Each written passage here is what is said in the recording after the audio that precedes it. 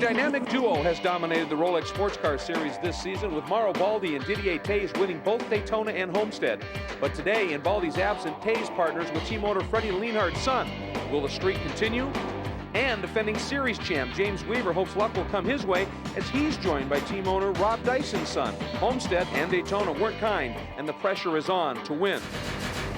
And in the SRP2 class, after 3 straight wins, including last year, Terry Borchler is also without his regular partner, as Anthony Lazzaro is briefly sidelined due to an injury suffered in the Phoenix IRL race. But in Homestead, the American-made Mosler notched its first win, an exciting come-from-behind action. That driver pairing remains unaltered. So, welcome to round 3 and the California 400, live right here on Speed Channel.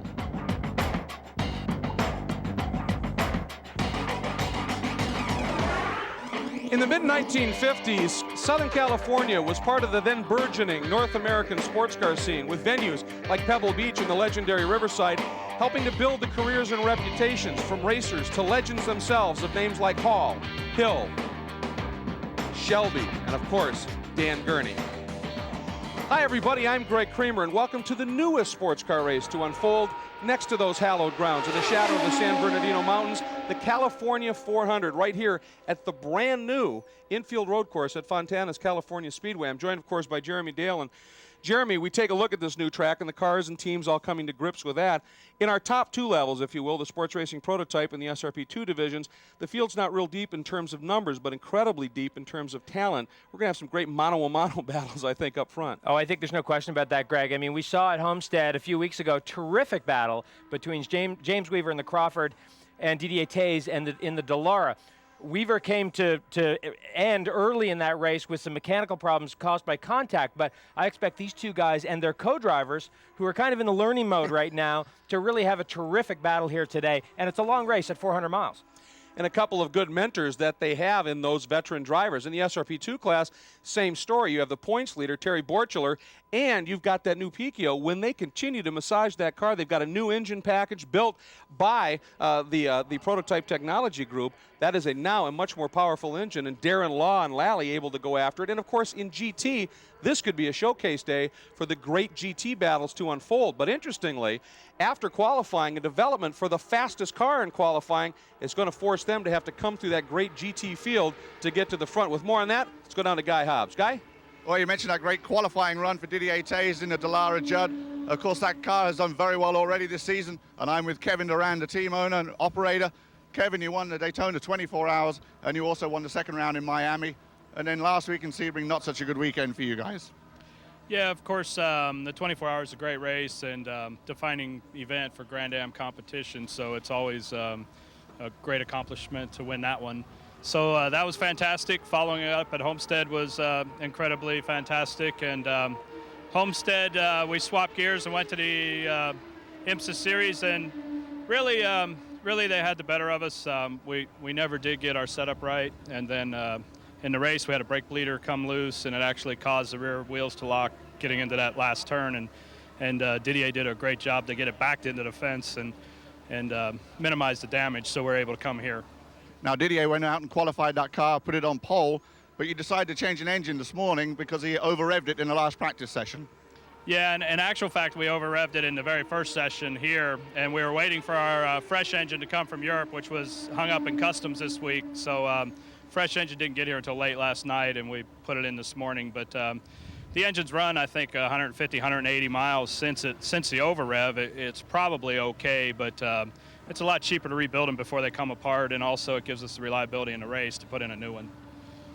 Now, today you're going to be, obviously, by changing the motor, you have to go to the back of the pack. How long is it going to take to get to the front? Well, we'll get near the front right away, I think. 3 or 4 laps, we should be in 3rd or 4th spot. But to get by James in the Dyson car will probably take 15, 20, 25 laps to catch him. Hopefully we can have a good race and catch him maybe around the time of the first fuel stop. All right, well, we'll be keeping a close eye on that, Kevin. Kevin Durand, who runs the Dallara Judd, being driven by Didier Theys and Freddie Lienhard Jr. Let's go now to Sandy Heng. There's another huge story in the back of the pack, and that's the number 5 GTS Saleen. Look in their pit area. No one is here right now. Why is that? These guys have been working day and night, absolutely crazy since Sebring to get the car back together. They got here and practiced, and immediately they had a problem. The car was wrecked. They had to do it again, work day and night to put the car back together. This car is fast, even though it is at the back of the pack. Right now, the two drivers, Chris Bingham and Derek Hill, are in the garage area practicing their driver change. They haven't even had the opportunity to do that. So this team could be the Cinderella story here today, and watch them because they are a fast car. They could be working their way through the pack quite quickly. Guys? Well, I think we've got a couple of great stories, obviously, that we're going to follow from the back of the pack. Now, we are delayed just a little bit because of an incident during IRL qualifying. This is a shared weekend, and it's a very, very fine venue to do that. So we're running just a little bit behind on the start, just finishing up IRL single car qualifying. However, this is multi-class racing when we get to the actual California 400 for the Grand American Rolex Sports Car Series. Let's take a look, Jeremy, at the different classes. We start with the Sports Racing Prototype, the super fast machines. And I know sometimes it can be confusing, but we've tried to really simplify this as much as we can. Those top two categories, those are the purpose-built open cockpit race cars. And of course, they're different in terms of speed, but I'll tell you, those SRP2 cars are very, very quick. They have the production-based 6-cylinder engines, but look at their quite a bit lighter at 1,600 pounds. Of course, they do have the reduced tire size. Now, the GTS and GT cars, these are both production-based cars, but look at the rules on the GTS cars. Much more liberal on aerodynamics, much more modified, those GTS cars. The GT cars are very much production-based, factory-built race cars with a minimum weight of 850 pounds. Very, very quick cars, and for so many years dominated by the 911 Porsches. And of course, the American GTs. Now, these are really more like a Trans Am car, a tube-frame car, built on American sedan bodywork, 5-speed with a solid axle, so quite a bit more challenging to drive those AGT cars. A lot of horsepower, though. And important to point out that in that difference between SRP and SRP2 and GTS and GT, you've got a reduction in the tire size that you can run. That becomes an issue as well. Here is our fastest qualifier, but as they pointed out, with that engine change, per the rules, they now have to go to the back of the pack, and it's going to be great watching this gentleman right here, Didier Theys, hustle this machine right up to the front from dead last in this field. But we want to show you the pole sitters, the top qualifiers, as they unfolded after the qualifying occurred here. Of course, that was yesterday. Didier Theys, fastest, obviously. It'll now be Weaver that will take that spot. But behind him, somebody who has been unbelievably quick, Terry Borcheller. Well, Terry Borcheller, of course, very, very successful in the SRP2 category, and a guy that came out of primarily racing sedans, but has really made the jump into the prototypes very successfully. GTS, there you see, that is Smith. Now, obviously, that's R.K. Smith, and if you followed road racing for a long time, they're running a new Ultima. It's a very interesting car. We'll be talking more about that. In the AGT category, we've got Craig Conway. I just want to go back to the GTS for a moment. Remember, the Saleen, those guys missed qualifying, so everyone expected the Saleen to be the quickest in GTS. And then, of course, in GT, the gentleman who won the most recent race at Homestead, João Barbosa. But with more on the unfolding story with the Dallara Judd, back down to the grid in Guy Hobbs. Yeah, you can see Didier Theys is sitting quite calmly in the car, so I'm going to give him a bit of a surprise and sneak in and get a word here with Didier. And Didier, I talked to you over the weekend. You're not a big fan of this track because there's not a lot of overtaking and it's a little slow. How's that going to affect you getting back up to the front from starting at the back? Well, you know, it's a difficult place to pass in the infield, but it's a long race, it's 4 hours, and we have plenty of time to pass in 4 hours. You have a new teammate this weekend in Theys and Lienhard Jr. How do you feel about that, and how's he coming on? He did pretty well so far in the practice. He was quite good on the first day. It's the second time he is driving this car. He did some laps in the Daytona in January. He did very well there. Of course, he gets some experience in Europe, you know, for 3 to 4 years of racing. But for him, it's a new game, new car, new team, and it's a complete learning curve now. But so far, he's doing very well. All right, Didier, best of luck to you today. We do look forward to watching that first lap and you chase your way back up to the front. Talking about back up the front, let's go back to Sandy Heng. Well, right now I'm with Greg Bayless. He is the team manager for the Saleen. They are starting to arrive now. They've been working at the last minute trying to adjust Derek's seat belts. How is the car? How bad was the damage, and how is it now? Well, the car suffered quite a bit of damage. The guys pulled it down to the Saleen factory right after the accident happened, and they've been working around the clock to get it back together.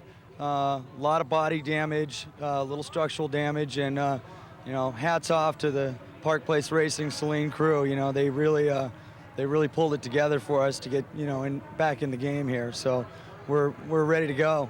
And lucky for you, the factory is only an hour away. That's in Irvine, California here. Best of luck to you today, Greg. Thank you very much. Okay, back to you guys. Thanks, Andy. And of course, the Derek she mentioned was Derek Hill, who is a name who comes from that great tradition of Southern California racing. I'm sure we'll hear more about him from Jeremy in a minute. We're in a little bit of a delay, but we'll be right back.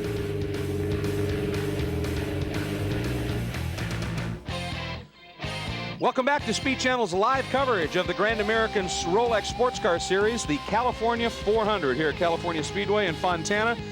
IRL qualifying has concluded. They're now converting the course, getting it ready to be able to use that Roval infield as well as the oval. And as you can see, the cars now making their way out onto the starting grid. There's the car fastest in qualifying, going to start at the back.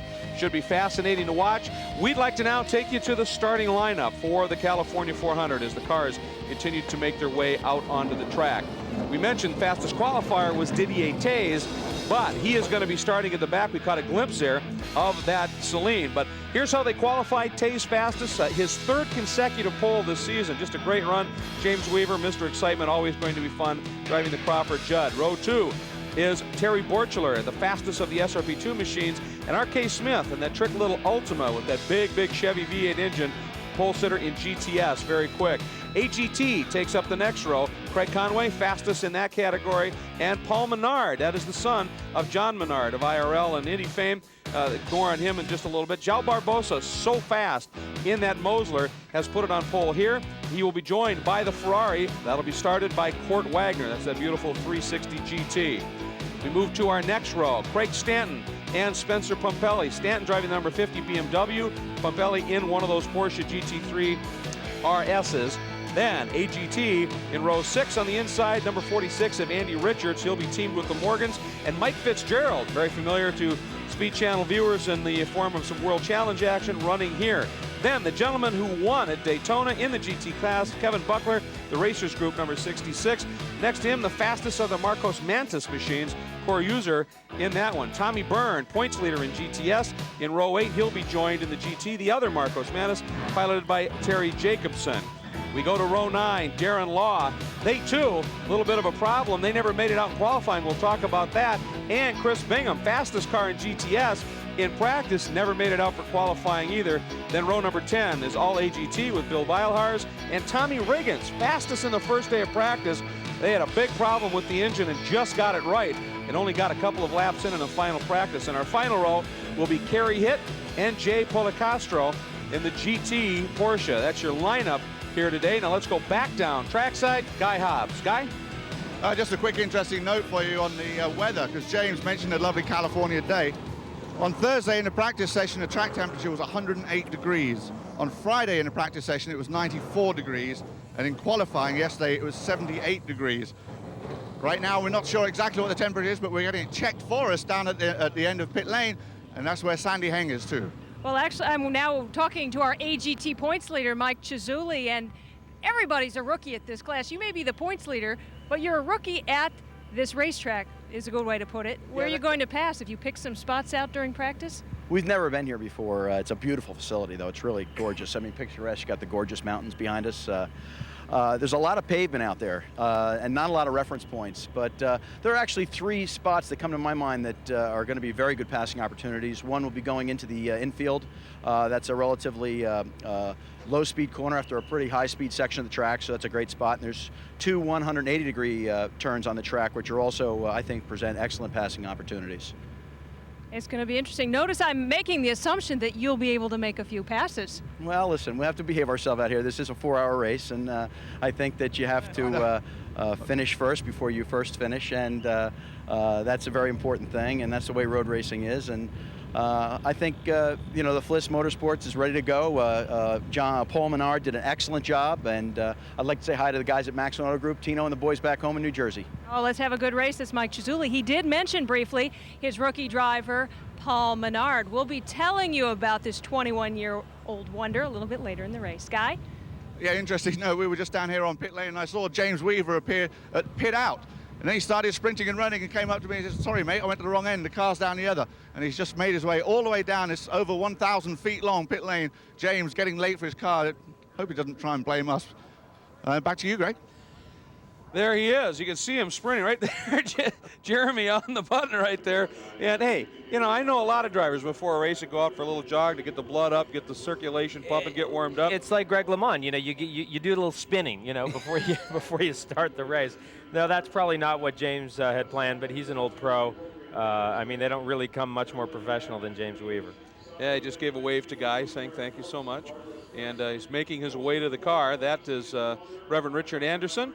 And we're just about to get ready to go. Looks like they have done a record job of converting this track from oval only to the infield road course. Things look very good indeed for a start coming up shortly. So we're going to take a break now so we don't miss a thing. We'll be right back.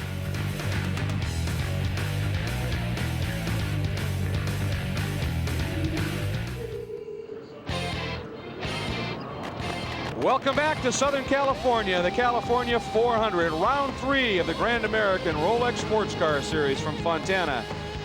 We are just about ready to go. The pace car and the parade car is being brought into position. The grid is set. The field is ready for a last-minute development and story. Let's go back down to Guy Hobbs.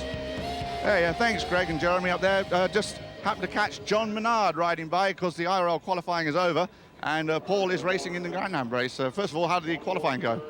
Well, our qualifying went pretty well, except we didn't get the pole, but, you know, we did okay. We're going to start a good starting position. We should have a good race tomorrow. Our program's going very well again for you this year, too. Yeah, we've redone a few things, and it seems like it's paying off. We think we shall have a pretty good season. Now, Paul has come out of hiding in Eau Claire, Wisconsin, down over here to California. He's going to race. How do you feel about that? Well, I'm nervous as a cat, if you want to know the truth. I'm very concerned, you know, as any father would be, I guess. But Paul's real level-headed. He's a real quiet boy, but he keeps himself in good shape, and he does everything right. So I'm sure he'll be fine. Also, in a very strong car, too. He's a very strong car. The fellows he are with are very, very good. The Fliss brothers are good guys. All right, John, good luck for you with the IRL race tomorrow. Back to you, Greg. All right, well, it's interesting. Paul used to drive with his dad, spent a lot of time behind the wheel of cars on frozen lake surfaces doing some ice racing, which is very road racing-like. And, of course, he's been doing some Remax Challenge racing up in the Midwest. They actually did their first road race in that series last year, the Grand American weekend at Road America, and he ended up winning it. So the guy's got some pretty good road racing roots. He's a bit of a ringer. Well, nothing like having a big V8 at Road America. That helps, absolutely. The other thing, too, we're talking a little bit about that yellow Picchio that has had some problems, didn't get out in qualifying. The very same thing happened to it that happened to Weaver when their rear deck blew off in that rough section of track. So we'll talk more about that in a minute, but let's go down to Sandy Hank. We're here right now with Andy Lally. They had a little bit of frustration. Real quickly, tell us what troubles you and Darren Law had. Just a little bit in practice. We were just kind of getting used to some things with the body work, and we just had to sort it out before we got going here for the race. But we're sorted now. We should be quick in the race coming on through. You're in the back of the pack. Are you a lot faster than your starting position indicates, or are you just kind of giving us a line today? No, a ton. You know, we safety-wise, the team decided to skip the qualifying session to be able to go over the car, make sure it was spotless, perfect. We'll be coming on through for sure. Okay, that's Andy Lally, Greg, and they do have a team that's got it all together here today. Very much so, and again, their problem, they hit that rough patch on that quick transition, and it shook the clips, and the bodywork came off, took the wing right off the back of the car. Wise move to get it right, avoid qualifying. They're fast, they'll come through the pack, and we'll watch them in just a minute.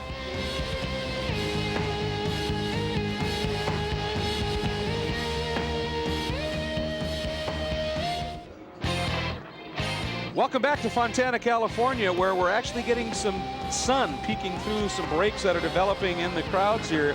Your patience, which, by the way, we immensely appreciate, has been rewarded. Hopefully the sun's going to stay, and we're going to be able to get underway with some green flag racing. They are out on the first of their 2 pace and parade laps, and it's going to give us an opportunity to maybe give you one more look at the layout of this track. They're in that section right now, very high speed transition from one of the left-hand straight, if you will, to the right-hand. Then into that, it's a decreasing radius corner into that very tight hairpin. And this next section, as they come out of this turn, this next section is fairly open, but here's where those curves are like mountains. Watch them as they get right in there. Those curves right there, they're just immense. Yeah, you don't want to get that wrong. There's no question about it. And you can see, and as a matter of fact, I'm not sure that ISC, who owns this racetrack, has really decided on an absolute final configuration. Remember, this is the first professional sports car race to take place on this racetrack. So there are definitely some options that they've got with this racetrack, and they'll certainly take the feedback that they get from the teams and from the drivers on any changes that need to be made to improve it in terms of safety or drivability or passing or whatever the priorities become. Well, they actually got a completely different layout for motorcycles when they race here, and they have the capability to actually use just the infield sections. Say they wanted to do a driver's school while there were some other activities going on in the oval. So as you said, lots of different possibilities here that we can watch unfold. Here is Didier Theys. Watch him through this section of track. It's a little bit serpentine as they are just completing the run and now about ready to rejoin the oval section here as that last left-hander. There's a little bit of bobbing and weaving and then right back up onto the track. And they actually stay fairly tight here because the transition.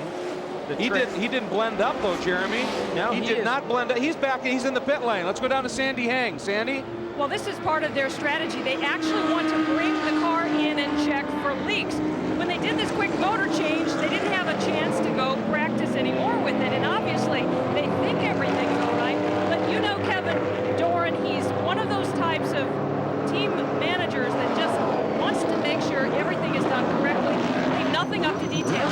They know Didier is fast in the car. They know he has the ability to quickly work to the front of the pack. They're going to take this opportunity, make sure there are no leaks, no problems, and get down and on their way. Well, they had nothing to lose. They were dead last anyway. Well, as Sandy said, this was in their plan. Very normal, a very normal chain of events. When you, there you go, there's a little heat in the rear tires. A very normal chain of events when you do a motor installation on a race car is that the first lap out, you leave the pit lane and you come back in. You call it an out and in, they call it an installation check or an installation lap, whatever you want to call it, and it's a very normal thing. So you bring the car right back in, you just make sure, now normally you would take the bonnet off, right. You would take the bodywork off and have a look at it. So that's a fairly normal thing. Didier would have been planning on that. And it's absolutely the right thing to do. And as you said, Greg, they will not lose their starting position because they already did lose their starting position. Onboards are going to give you a great show today. This is the BMW-powered Picchio, one of our SRP2 machines. Darren Law, the starting driver, the yellow 07. And they'll be starting back in 17th. They, too, should be able to come up through the pack fairly quickly. So we got some good onboard looks here. Those clouds high enough that we've got our chopper up. And here's the number 8. Now, this is the Rand racing machine that won the last race of the Grand American Rolex Series last year. Daytona and Homestead this year. Terry Borchler, the starting driver, points leader, he's starting up in third. You know, these guys have a great opportunity here for a top 3, maybe top 2 finish. Well, no question about it. And they have been pretty much dominant here in Grand Am racing. And you can see they've continued that dominance here at Fontana. And these cars, you know, they run a little less tire. They don't have quite the power, but in the infield section, they're very, very nimble. Those SRP2 cars have been getting through that section of track very quickly indeed. So now here's a little bit of a different look we'll be able to show you from the 07 car. Looking back as it works its way to the front, starts to get into some good battles here. It's going to be fun to watch, see the receding rate, if you will. And we have a similar shot off of the 8 cars you can see as well. So that's some great onboard looks for it. That's the Ultima right behind it. The GTS pole qualifier, small, nimble, and a lot of grunt in the back of that machine. Well, no question. Just looking at it from that angle, you can see not a lot of frontal area compared to some of the other GTS machines. But it does carry what they say it was a 358 cubic inch pumped out V8 in the back, so it's gonna launch, no question. Pace car, lights are out, so we're looking for the pace car to make the move. There it goes. So James Weaver is gonna lead the field up to start the 3rd round of the Grand American Rolex Sports Car Series. 400 miles of racing here at California Speedway. Boy, he's bringing them up slow.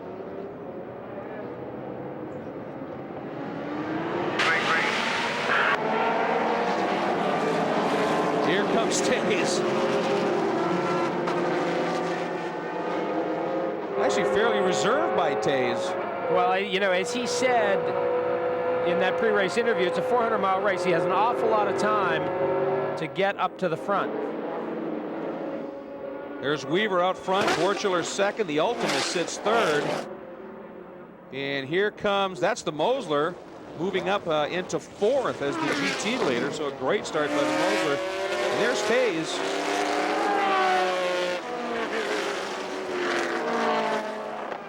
Now this long 180, on the track map, it looks like 2 corners, but you can see the Lola Nissan right there in the slower stuff, and then with a little bit of a straightaway, that Crawford with its big V8 will pull out. Now very quick here, left, right, very, very quick section of racetrack, and now it gets a little bit tricky in here, this long decreasing radius entry into this very slow 180-degree corner. Look at the Lola has caught the Crawford there again in that slower part of the racetrack.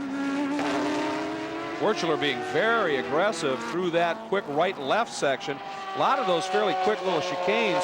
This one coming up here on the map looks pretty open, but it's a lot snugger than you might think. Remember, Snugger. James Weaver. More snug. More snugger. James Weaver said, remember, that he was going to be betting brake pads on those opening laps and taking it easy for 2 or 3 or 4 laps. So he'll pull the trigger here as he gets out onto the main straightaway here at Fontana. And that car, unfortunately for Terry Borcheller, will disappear into the distance. Well, we watched the qualifying, and Weaver, as he said, they got spanked a little bit in qualifying, but he was well down in terms of the revs they were able to run. They had the long tires on the car, he said. They went with a hard compound, so it was tough for him to really carry it much, and a couple other things. There's Theys, who is being very, very circumspect and careful as he works his way up through the pack. It's almost as though he's laid back, let the field sort of string out a little bit so that he can pass people one at a time, not have to dive bomb by 2, 3 guys. Well, and I think it's the right thing to do. You know, I mean, you can see here, no problems passing these cars. This racetrack is very, very wide, not only in the infield section, but also out on the oval, extremely wide. So there's a lot of room there, and why not just take a lap and let things settle down just a little bit. Now the question is, this is a brand new track. We had Thursday practice, Friday practice, and qualifying. Then we had a lot of rain overnight. That's affected us on and off throughout the day. What has that done to what was finally perhaps becoming a surface with some grip being built into it? Well, Greg, you know, I went out and watched pretty carefully, and you know, this racetrack, I think that the pavement is fairly new, and when pavement is fairly new like this, it's not very polished, and so it's not as dependent on laying rubber down in terms of having grip. So I think the racetrack won't be a big problem for them, and it is a pretty grippy racetrack. In the braking zones, you can tell when you go and watch the cars in the braking zones, they really have a lot of traction.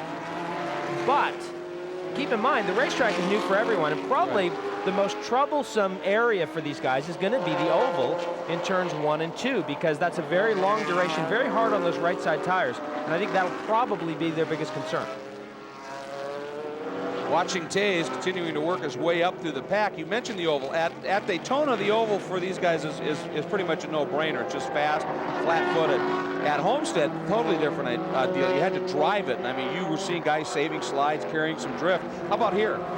Well, here is kind of right in between. I mean, I think in a perfect world, some of these cars will be flat on the oval, but you know, the AGT cars and the GTS cars, no way. I mean, there's just not a lot of banking here at Fontana, and you've really got a good head of steam, so you definitely have to drive these cars around on the oval.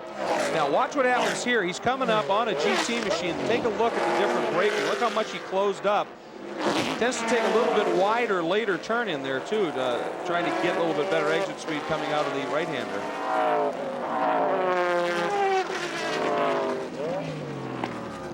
Judd V10s just sound so good. Of course, the Crawford has the Judd engine, and so does this Dallara. Now, right now, Theys comes up on a group of traffic guy. He's still being quite careful out there. He's been careful, Greg, but also when he came through the tri-oval here, right in front of us, there was a couple of huge puffs of smoke. Not a good sign for Didier. Not at all. And I mean, I've been wondering, because he just does not seem to be rocketing through the pack like we suspect, even if he was being a little careful and the like. He seems to be pedaling very softly right now, Jeremy. Well, they may know something that we don't. But having said that, you know, I mean, I think he's just making his way through. You're right. He's not probably exactly where he wanted to be at this point, but again, 400 miles is an awful long way. Well, he's up into 13th right now. Up front is Weaver continuing to lead. Weaver has opened it up not that much, only about a second and a half over that SRP2 of Terry Borcheller. There's James Weaver out front here in California.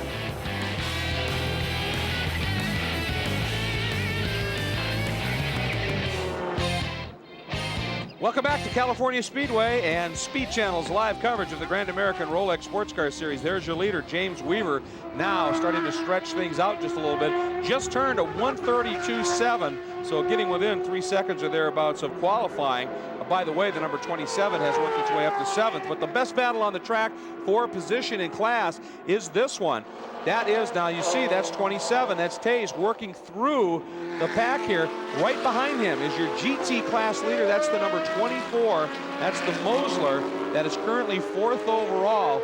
And that's João Barbosa doing the early lapping in that machine. And Barbosa latches onto the back trying to get any kind of a tow he can off of Theys. That's the ultimate right in front that Theys is going by, but not far behind that number 24, that orange machine, who got its first win, of course, at round 2 in Homestead. There's the Celine machine working its way up through the pack and bringing that SRP2 entry with it as they come on a march toward the front. Let's go on board with the 07 here. And Jeremy, they've quickly worked their way up into 7th, right behind the Celine. That's up front and in 6th. Yeah, Darren Law doing a very nice job right now, and actually on that last lap running a lap that was quicker than Borcheller in the Lola Nissan. So Darren Law, now his problem with this situation right here is that Celine will not be as good in braking zones or in these tight corners, and so he'll catch him here, but when they get back out onto the straightaway, watch the Celine in terms of acceleration, and it's certainly overmatched. So this is a real problem for Darren Law. That's Chris Bingham behind the wheel of the Celine. Went a little wide in that hairpin. Here's some of the conversation from team in the pit to the drivers. Bingham's got a win already this year, sits 2nd in the points. But Darren Law, also a very, very talented driver, and it's fun to watch this difference here. Well, what's great is to watch these two guys, which of course they are in different classes, but what they're both doing and what they have in common is that they're trying to chase down their respective class leaders.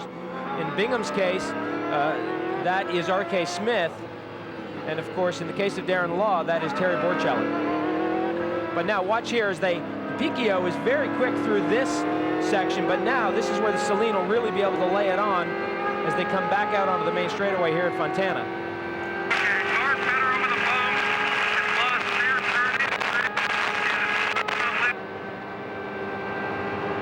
Talking about the problems the cars, they've got it set up better, working the bumps, and it's a couple of sections. Otherwise, this is a smooth track, but boy, that transition, that very quick left-right on that back infield straight is brutal.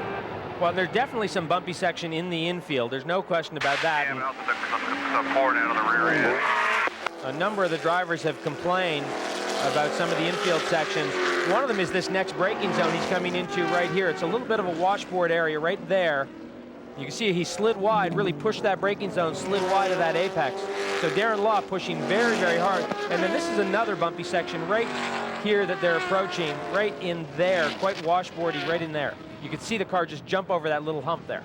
And that's exactly where that rear bodywork came unglued, both in Weaver's car and that yellow Picchio. And Bingham, a 139.4, so quick lap there. I was listening, I thought I heard, and if that was Law talking, something about pouring out of the rear. I've been seeing little bits of moisture appearing on the lens of that of our camera on the Picchio. I wonder if there's not something coming out the back of that Celine. Performance-wise, doesn't seem to be hurting too much, as that is the number 24 GT leading Mosler, and they're going to take a run at it. Let's check in with Sandy Hang. Well, they've been having a lot of difficulty with the Mosler in practice. Their times have been good, but specifically they have had a fuel pickup problem. The guys have gone through the car, gone through it again and again, trying to solve it, but this intermittent problem just seems to stay around. They don't know if this could be a factor a little bit later in the race. Let's go down to my colleague, Guy Hobbs. Guy? Thanks, Sandy. We're down the other end of the pit. The Ford Mustang of Tommy Riggins. And you know, and Greg, you know too, you and I have watched this car be worked on all weekend. They waited for a motor to come in.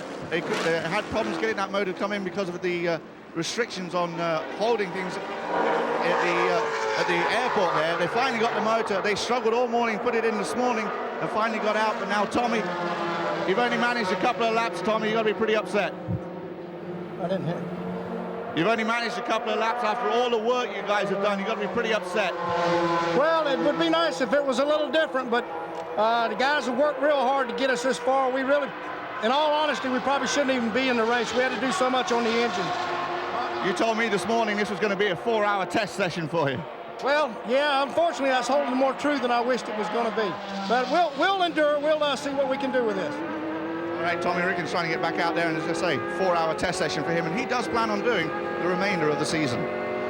Thanks, Guy. And there's a little more of the droplets that were appearing now. If it keeps on, then we've got a little bit. Oh, and that was a spotter. Did you hear that? Spotter jumped in and told him he was clear. But again, I'm going to watch the onboards now from that 07, because if that stops being moisture building up, it almost makes you wonder if there's a problem with that Saleen. God, listen to that inline 6. I mean, so unusual in a mid-engine car to have an inline 6, but those BMW inline 6s, they are just the best. You know, just incredible heritage in those motors. A BMW inline 6 is not unlike a Ferrari V12, you know, when you really think about it. And this is the frustrating part if you're Darren Law, because he was able to get in front of the Saleen, but the Saleen now slowly on the oval, closing the gap down. But I think he might have put this little battle to bed here, because now he's going to get back into the infield and he's going to be able to assert his advantage here with that smaller, lighter car. And it's interesting, we just sort of briefly touched on it, but the PPO, when it came over from Europe, it had the inline 6. It was a European-built thing, and I was talking with Price Cobb earlier, who now runs this program, and he said, we tested it right away. We knew we didn't have much straight line speed, and he said it showed up at Daytona. You know, in particular, we were 10 seconds off the pace. So they contacted PTG, which is the team that built the engines for the BMWs that Bill Oberlin and Boris Said and Hans Stucke have driven the past couple of years in sports car racing. They said, sure, we'll build one up for you. They finally got it. It's in the car, and you can see up on the banking. I mean, he was able to hold off that big Saleen, and there's a big thumping V8 in the back of this Ultima, and he was able to run it down. So that straight line 6 with the PTG work on it, that thing's got some motor now. Well, I think, you know, power to weight is the key there. But look at behind here, Greg. This is the battle developing for the GTS lead behind Darren Law here, because Chris Bingham in that Saleen is catching that Ultima. Again, R.K. Smith, the starting driver in the Ultima, and of course back in the glory days of the Corvette Challenge and the early World Challenge era, he was one of the very best in the business. He gave the Swift its first ever win in Formula Ford. He's been around for a while. He's very, very talented, but he's got some serious smoke coming up behind him in terms of that Saleen. This is for the lead. Swings wide, and GTS, the lead, now goes to Chris Bingham, coming up from way back in the pack. And it's interesting. You see those two cars side by side, and it gives you an idea that that Saleen is not a small race car. That is a big piece. It really is. But very, very effective. It's extremely well sorted as well. And I'll tell you, they did yeoman duty to get this car in the race. Big hit in practice.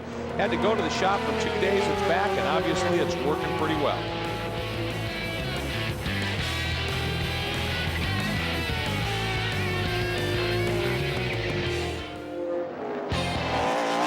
Welcome back to Fontana, California, the California Speedway. Your race leader continues to be James Weaver, who's been knocking laps off in the 132, 133 range with some regularity.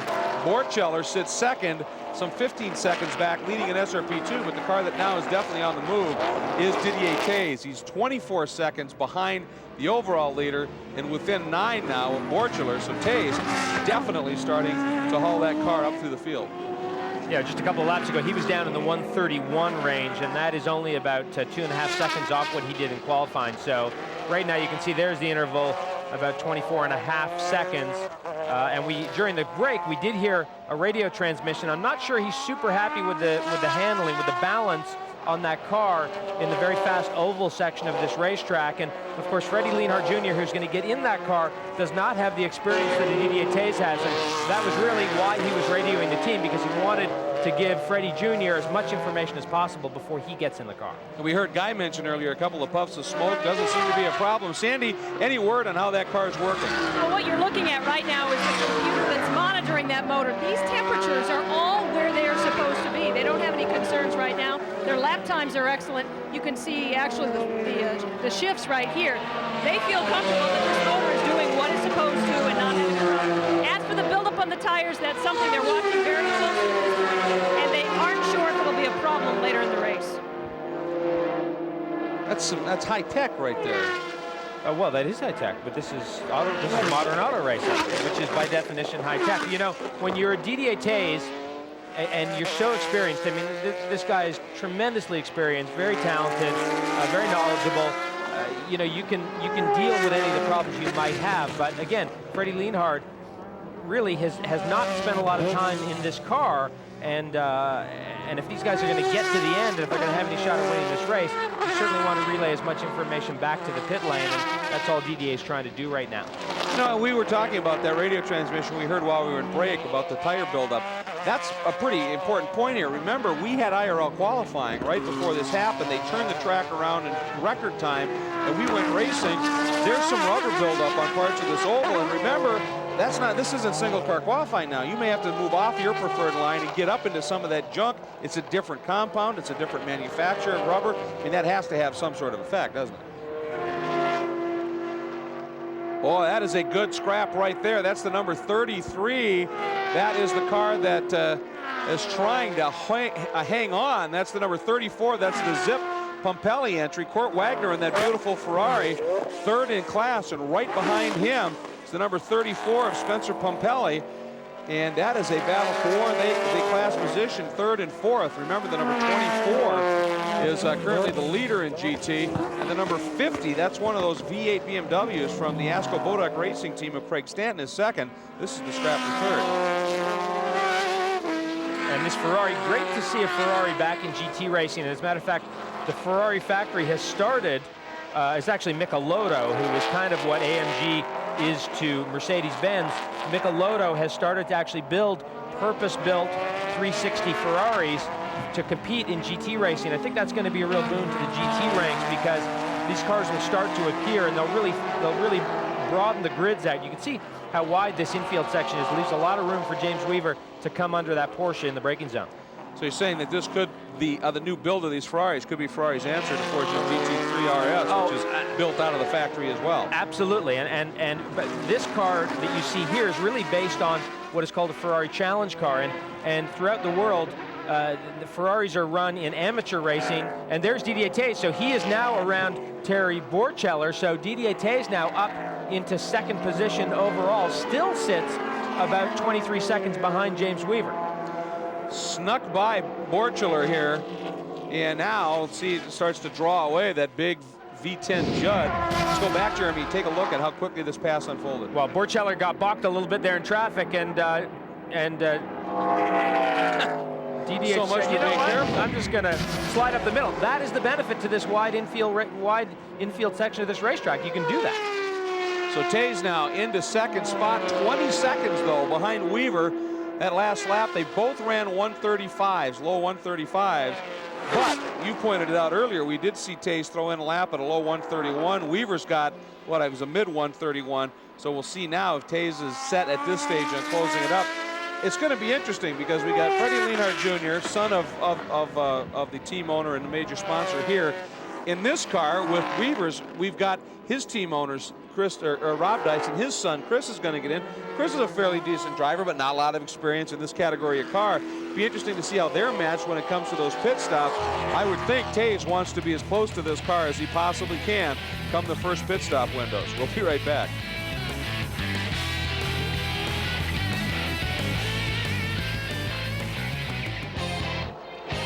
Welcome back to California Speedway. Good battle unfolding here. Third in the American GT category class. That's the number 19 is third right now. Kerry Hitt behind the wheel. That's the Advanced Composite Products vet.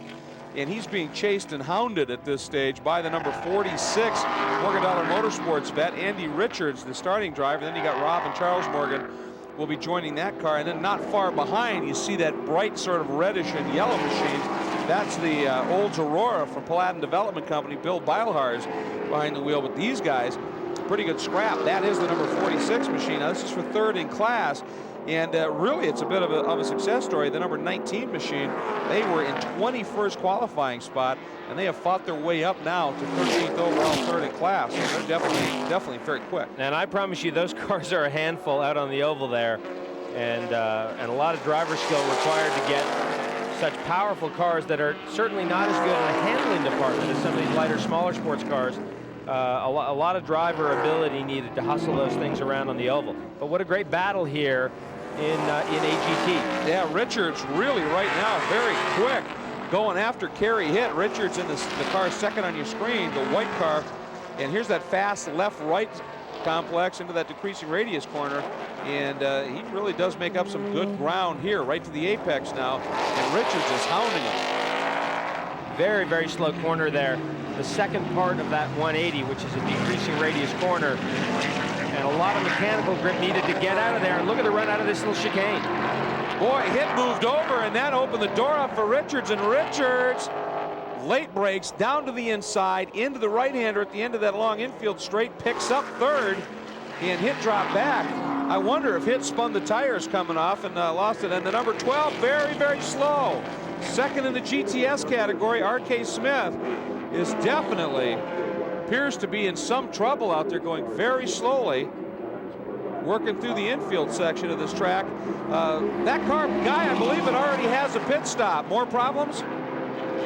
Yeah, when they came in, Greg, they brought it in. They're having problems with third gear, and they said they were just happy it was still moving forward at this point. But the last time the Ultima came by, you could hear him trying to find a gear going through the tri-oval.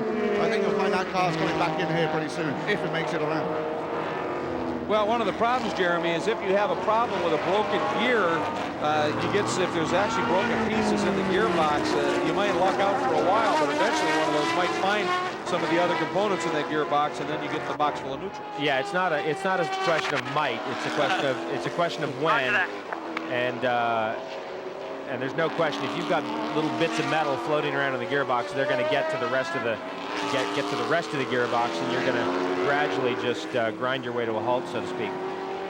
You know, that car, very, very short wheelbase, has to be kind of interesting to hang on to up on the oval, but in the infield, we were watching it qualifying, was very agile.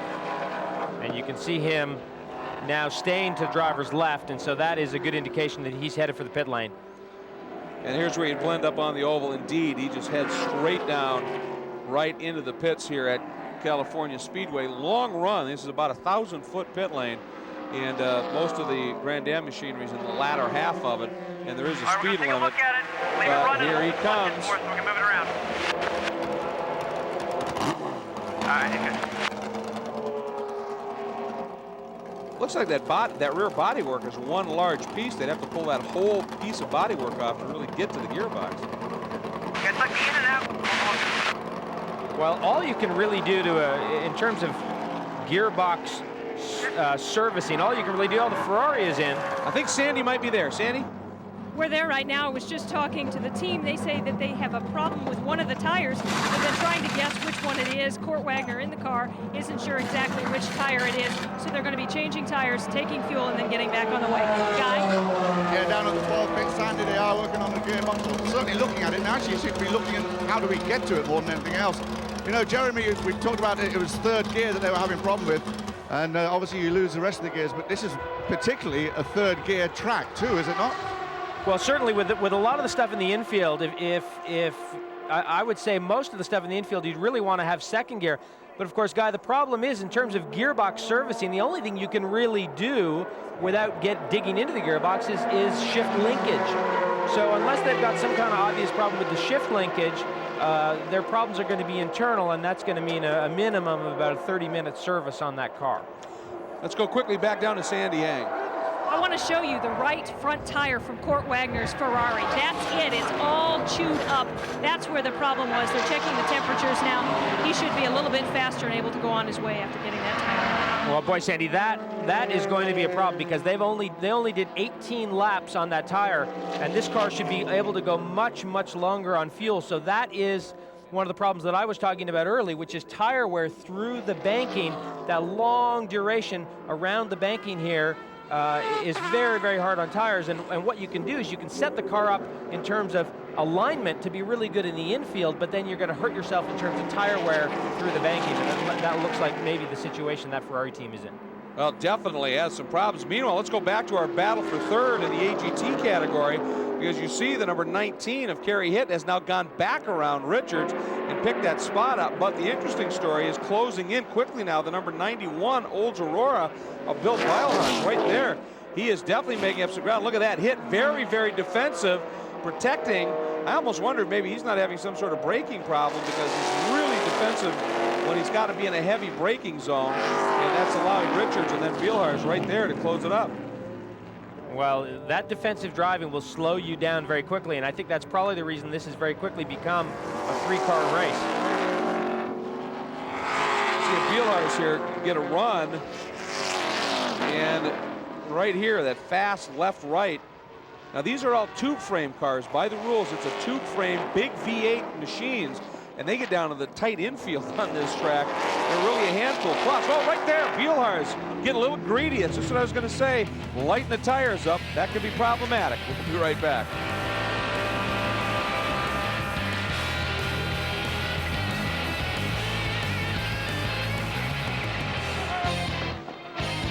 Welcome back to California Speedway, and James Weaver continues to lead up front. His margin has been shortened a little bit from about 20 seconds when Didier Theys hit second place down to 15, but it's taken a lot of laps to do that, and times anywhere from the 131s to the 133s for both drivers, depending upon traffic just a little bit. And Weaver, right now, that car seems to be running as good as it has since this weekend started. Well, Didier actually had that gap down to 12 seconds at one point, so he was actually at one point closer. Now it's sitting at just under 15 seconds, 14.7. Now, you just saw Weaver go by that Corvette, number 46, and when we left you, he was embroiled in a great battle for third in class, and you can see that, well, nobody's around him at this stage. The number 19 had ducked into the pits right after we went to break. The number 19 of Kerry Hitt ducked into the pits and made a pit stop. They're a little bit concerned about a problem, but here's a bigger problem for the number 91, Olds Aurora, and right as we were going to break, he lit him up coming out of the turn right here, Jeremy, and something happened shortly thereafter. Right there, see the smoke? Well, that must be some kind of driveline problem. And I wouldn't be surprised if that's some kind of gearbox or rear axle problem. And that's a real shame because they certainly were in the thick of that battle in the AGT class. Well, Guy, the car is parked down on the track. What happened? It's parked and they are pretty much done. They've just been told by a Grand Am official they could tow them in. And they said, well, I think we're done. It's terminal. And you're right, Jeremy, it is a gearbox. Now, the Ultima, the number 12 car, they've pushed that behind the wall and they're working on that. And that was gearbox as well. So I wonder if we're going to end up having a gearbox kind of day here at California. Well, Guy, there's no question that with the slower corners in the infield, it puts a lot of stress. Great battle here in GT. Oh, Wagner squeezing by Kevin Buckler and picks up another spot. Now, after that stop, Wagner, who's been in the top 3 in GT, dropped back just a little bit. But this is going to promote him up, get him around Buckler, should put him into 14th overall. And that should be good now for 4th in the GT battle. I'm definitely worried for these guys because they only got 18 laps out of that right front tire, and that's going to be a big problem. And in that situation, what you have to do if you're driving that car, you've got to say, okay, I'm just going to be patient here on the oval. I'm not going to push quite as hard. I'm going to back it out maybe 1 or 2 miles an hour and take a bit of loading off that right front tire. Yes, it's going to cost me maybe 3, 4, or 5 tenths in terms of lap time, but really, is it worth it if I can only go 18 laps on a set of tires? Well, some of these mid-engine cars, and this Ferrari is just that, they tend to be, they say they're heavy in the steering. There seems to be a lot of weight because of the weight distribution on the front. Is that playing a role in this? I wouldn't think so. I think it's more an alignment issue, Greg, in terms of how you get the car set up, what you do with the alignment in the front of the car. So I think that's, you know, because of course this car being a mid-engine car, physically most of the weight is on the back of the car, you know, similar to the Porsches. Now, I was going to ask you, getting back to Guy's comment about a gearbox kind of a day, very, very tight, twisty, busy infield, and lots of power and not a lot of grip. I mean, we saw the number 91 just light it up as he came out of the turn, and that's the kind of stuff that not only gets gearboxes, but half shafts, solid axles, the whole thing. Sure, I mean, there's 4 or 5 of these sections on this racetrack where you get down into second gear, maybe 40, 45 miles an hour, and you pull the trigger and you go out. And that is very hard on gearboxes, very hard on drive lines in general. So certainly that might be an issue at this racetrack. So Kurt Wagner, though, after the stop, with that fresh set of tires and certainly a much, much better right front, finds himself pretty quick out there. Kevin Buckler, interestingly here, continues to be shown as the only driver in this Racers Group car. Now, he won Daytona, but being a 24-hour race, he had a slew of co-drivers. He did have a co-driver at Homestead, but here he's still shown as the lone wolf in that machine, 4 hours. That's a long, long time to go. Well, I got to get down for my stint here in about a half hour. That's what it is. All right, let's check in with Sandy Yang. We're here with Bill Oberlin. You've had a lot of problems with tires. What is this, the third time now? What's going on? We don't exactly know, otherwise we probably would have solved the problem, but our right fronts tend to like tear a big chunk out of them, and then we have to come in and pit. And it's kind of random when it does it and when it doesn't. On court in Homestead, it was perfect. When I got in, a big piece came out and I just babied it home, and we kind of saw one early on today. I know you probably looked at the setup over and over again to see if there's something there that's creating a problem with that right front. Well, the weird thing is, usually something will cry out to you, hey, we're understeering like a lot, and that's how we're abusing the tire. We're oversteering. The car handles fantastic. The Dunlop tires are doing a great job, and then something mysterious goes wrong, and we haven't quite figured it out yet.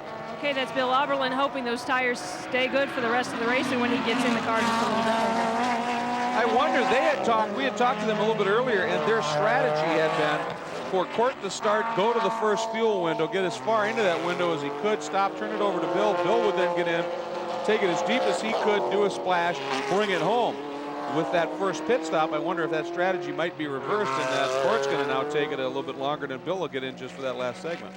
Well, that may be, but of course, when you make an unscheduled pit stop, some of that stuff you'll just throw out the window and start fresh in terms of strategy. But this car, of course, is running very well. As Bill said, they had a good run at Homestead. They didn't win the race, but they were in the thick of the battle, no question about it. And of course, this car has something that none of the other cars in this field has, which is a paddle-type shifter similar to a Formula One car. In other words, Court is not taking his hands off the wheel. He's got little paddles behind the steering wheel, and all of the gear change. It is a conventional 6-speed manual transmission, but all of the clutching and declutching, and of course the shift fork selectors are all done with hydroelectric and pneumatic actuation, and so it really makes his life quite a bit easier. But it's not as fast. In this case, it's not as fast as it would be in the Porsche. And it's in a real crash box where it's just slamming them in through the gears, but does allow you to focus very, very much on your braking, and the car is dynamite in that area. Weaver continues to lead.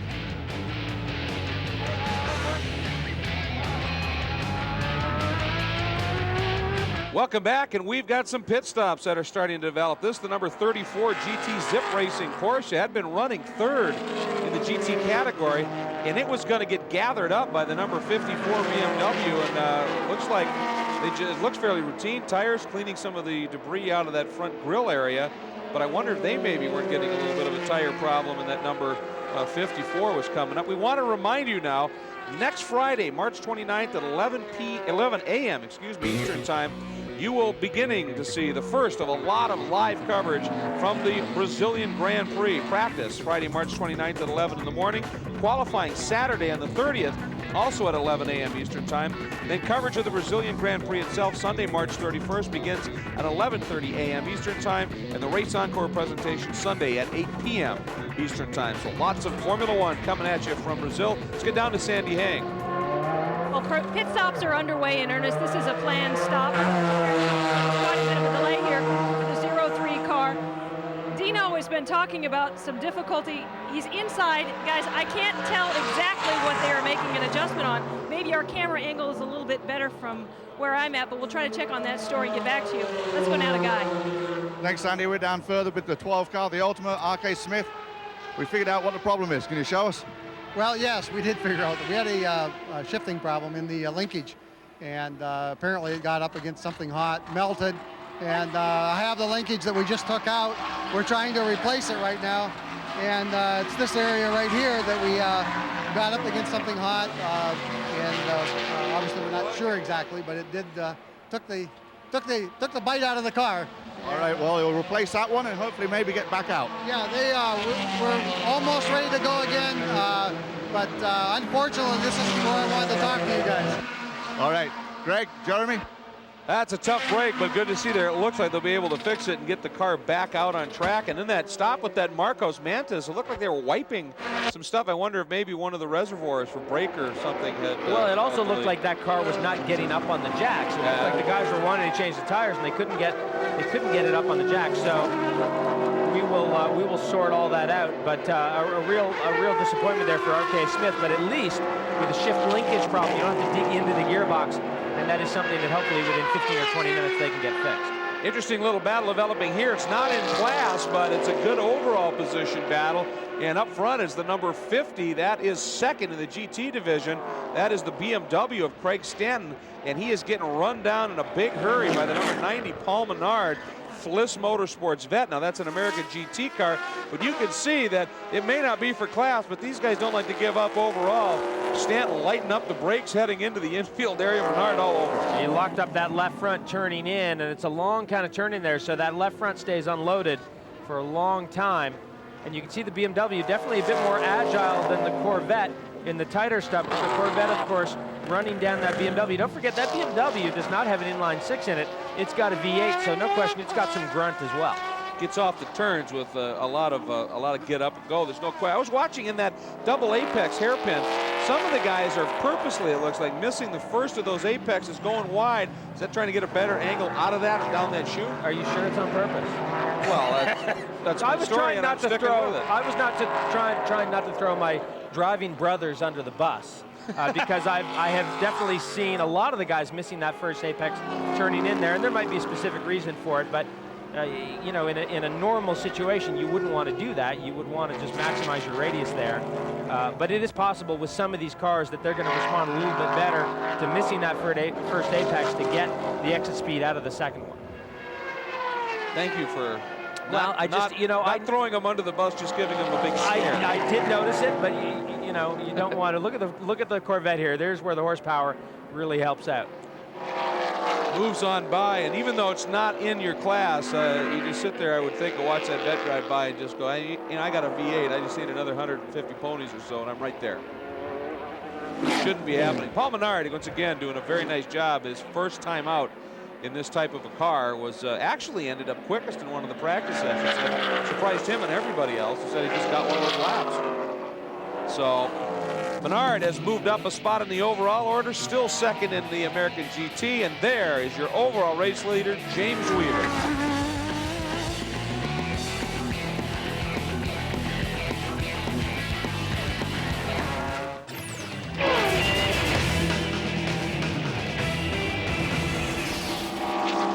Welcome back, everybody. We're getting word that James Weaver might be bringing the lead car in this time, this lap, and indeed he makes the turn in. Let's listen to the chatter.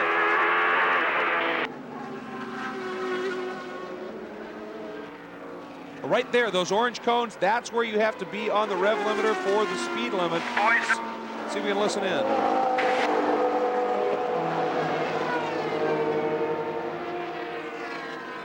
Not a lot of chat going on, but he had talked about having a problem that he wasn't getting a fuel readout on his steering wheel. Let's check in with Sandy. We're there right now. Of course, they're making a driver change. We'll try to interview him when he gets out of the car.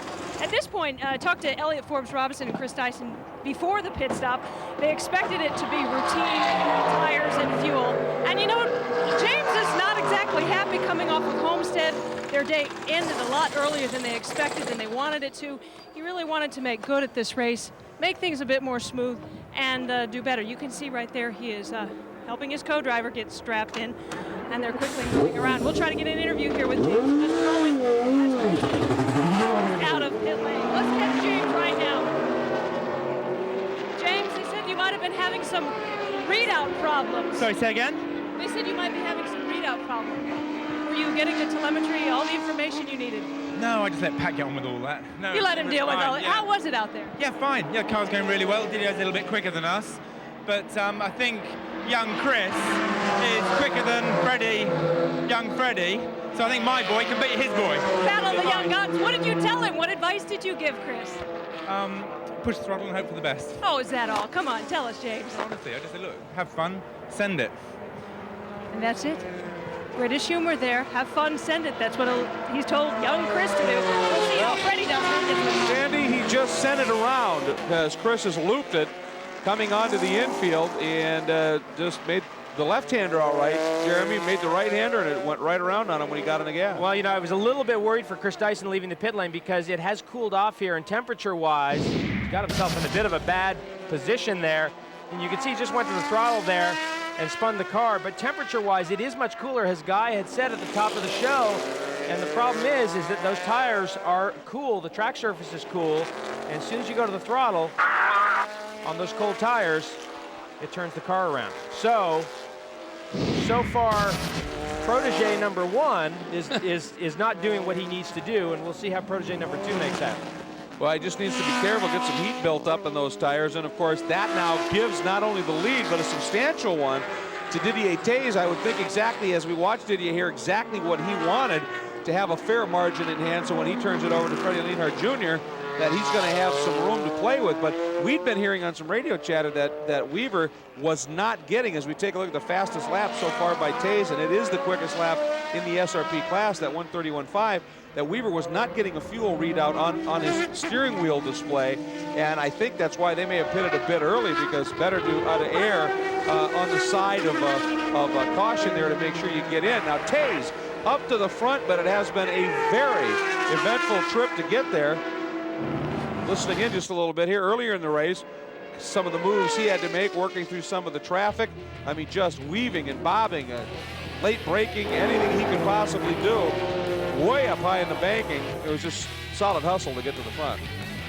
Well, but he has done a nice job. And once these guys both got settled down at the front, you heard James Weaver, that was the best one of all.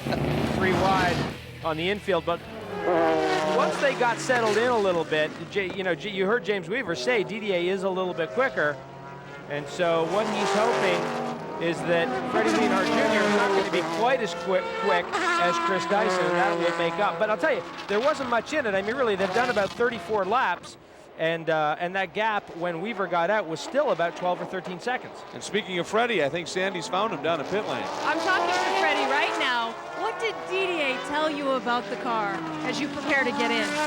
Well, he just told me by the radio that it's going to be quite slippy because it's colder than yesterday. So I have to be very careful, especially in the beginning when the tires are cold. What has your dad told you? I know your father has talked to you. What has he told you?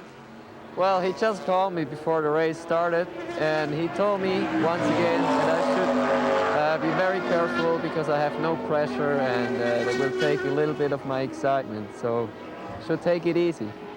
What about the pressure? Didier has it in the lead. Do you feel pressure? What do you feel?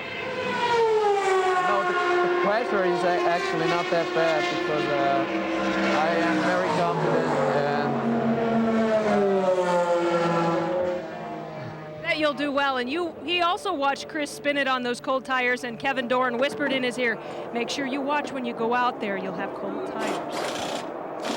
Well, it's a lesson well learned. Meanwhile, let's get down to Guy Hobbs, our SRP2 leaders in. Yes, Terry Borschler just brought the number 8 in, the Rand Racing entry, and Ralph Culliners has got into it. Bill Rand will wait for the second stop before he gets in. Still a problem with the left rear on the change here, but they seem to be working out. All the fuel is in, and Ralph should be pulling out of here in a second. We'll try and get a word with Terry Borschler. Get back to you first. So Kellners brings the car out of the pits. Remember, he was part of the triad that they used to bring this, or really the 4 of them that took this car to the win at Daytona, and Kellners was just as quick as anybody else in this car. So in the absence of Lazaro, Ralph Kellners will step in ably. I'm sure Lazaro's missed. Didier Theys, your leader.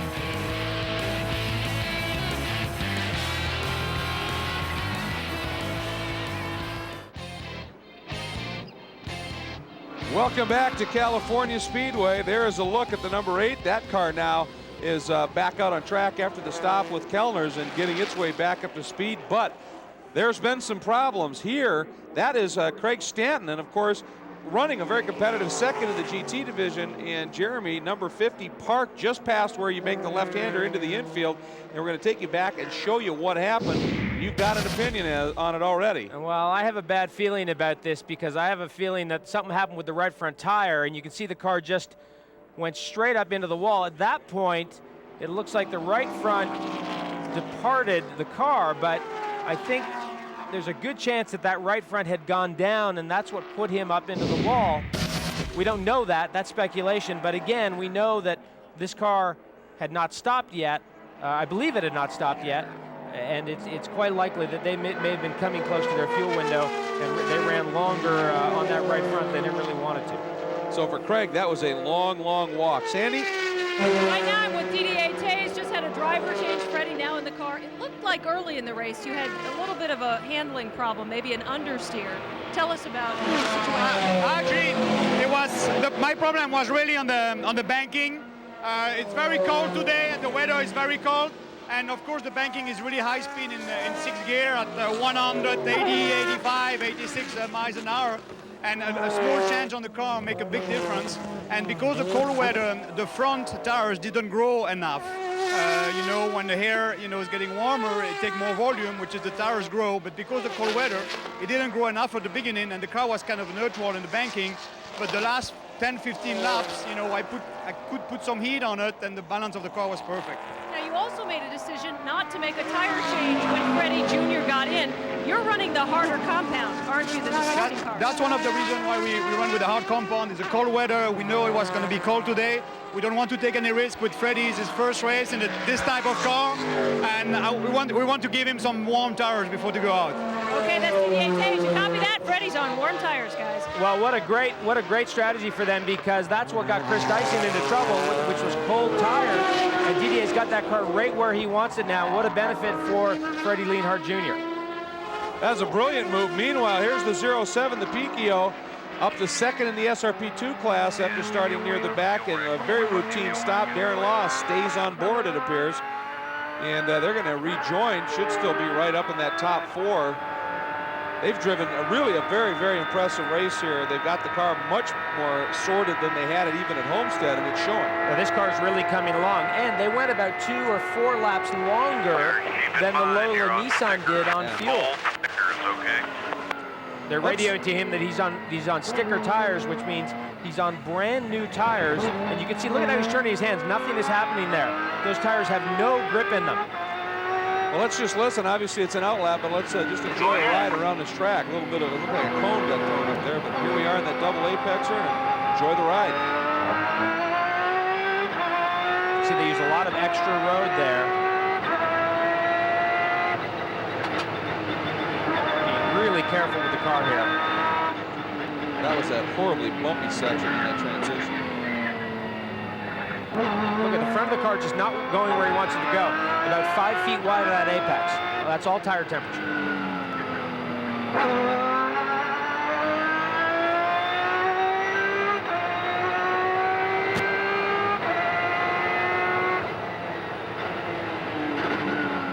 You can see the sequential box there. Forward to downshift, pulls back to upshift.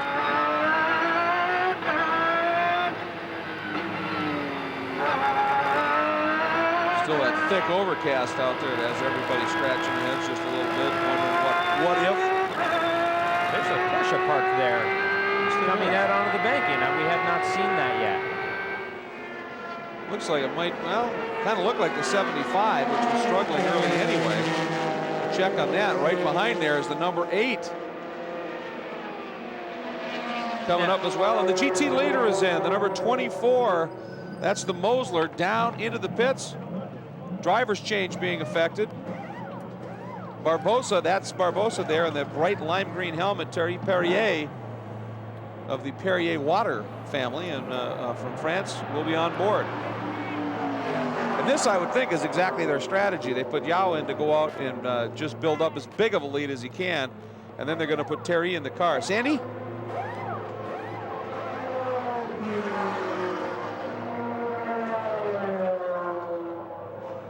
Okay, we'll watch this. Let me show you guys, one of their concerns right now is that they were picking up debris in the front. The first thing they had someone do is clear the debris away. They're a little bit concerned about an overheating situation, other than the regular tire change, fuel, of course, and driver. That's the situation they're watching. As for the fuel pickup problem, it has not showed up again so far in the race. They're hoping they can get through this race without any more of those intermittent problems. All right, so boy, it's taking a long time on this driver change. Well, it's the window net, Greg. They're having problems with the window net. You see the window net has that rod, and he's got that rod that he's putting down into the window net, and that's where they're losing all the time. Meanwhile, there's Craig Stanton, who obviously saw the camera pointing at him, gave him a smile. Let's go down to Guy Hobbs. I'm actually with Craig's teammate, Andy Hideki. You're on the headset talking to Craig earlier. Tell us exactly what happened. Yeah, we lost the right front tire down around turn 2 there and went into the wall. We actually lost the wheel, so the car's in a place right now where we're gonna have to wait for a full caution yellow for the record to bring it back, and then we'll evaluate whether we can get back in this race or not. That's not the only right front tire. We've seen have problems here today. Is there an issue? I don't know if there's some debris up in the upper right side of the track, but it seems that there's something going on out there, because tires shouldn't be blown like this. All right, well, tough luck. Hope to see you back out there. Back up to you, Greg. All right, thanks very much, Guy. And there is Stanton, who's got the long, lonely walk. But it sure looked to me like that car just suddenly took a right from way down on the inside of that corner and speared up into the wall. So something to maybe be following on. Meanwhile, up front, Freddie Lienhard Jr. so far with that great strategy, executed nicely, doing the job behind the wheel. And that Duran Lista, Dallara Judd out front and leading again.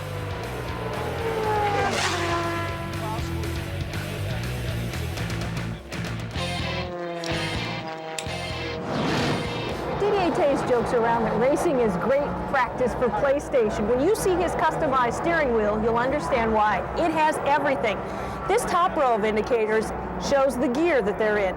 They've got lap times, the fuel remaining, the speed, oil temperature, water temperature, also the radio button, and of course speed on pit lane so they can regulate it, the fuel reset, the flash when they come up on slower traffic. But behind the steering wheel, they've got alarm lights on both sides. It's kind of like the military, redundancy. No matter which way you've got the wheel turned, you can see the lights.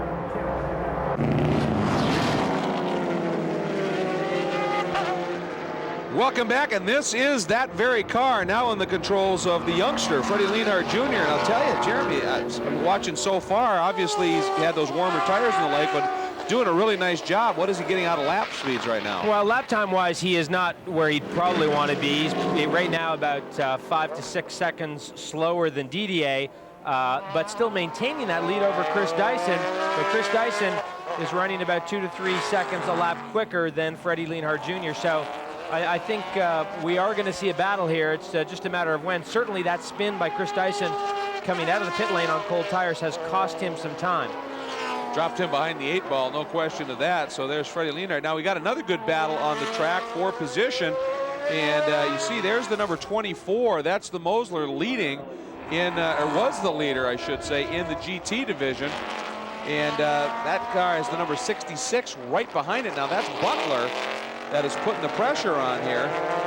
Coming up behind, and right in front of them is the number 42. Now that's a Porsche GT3 RS, but it's running in the GTS division. They've taken all the restrictors out, thrown some bigger tires on it, and so that car's not running in the category. But this right here is a good battle for position. You've got Kevin Butler, very, very accomplished driver, closing in on Terry Perrier and looking for a position change.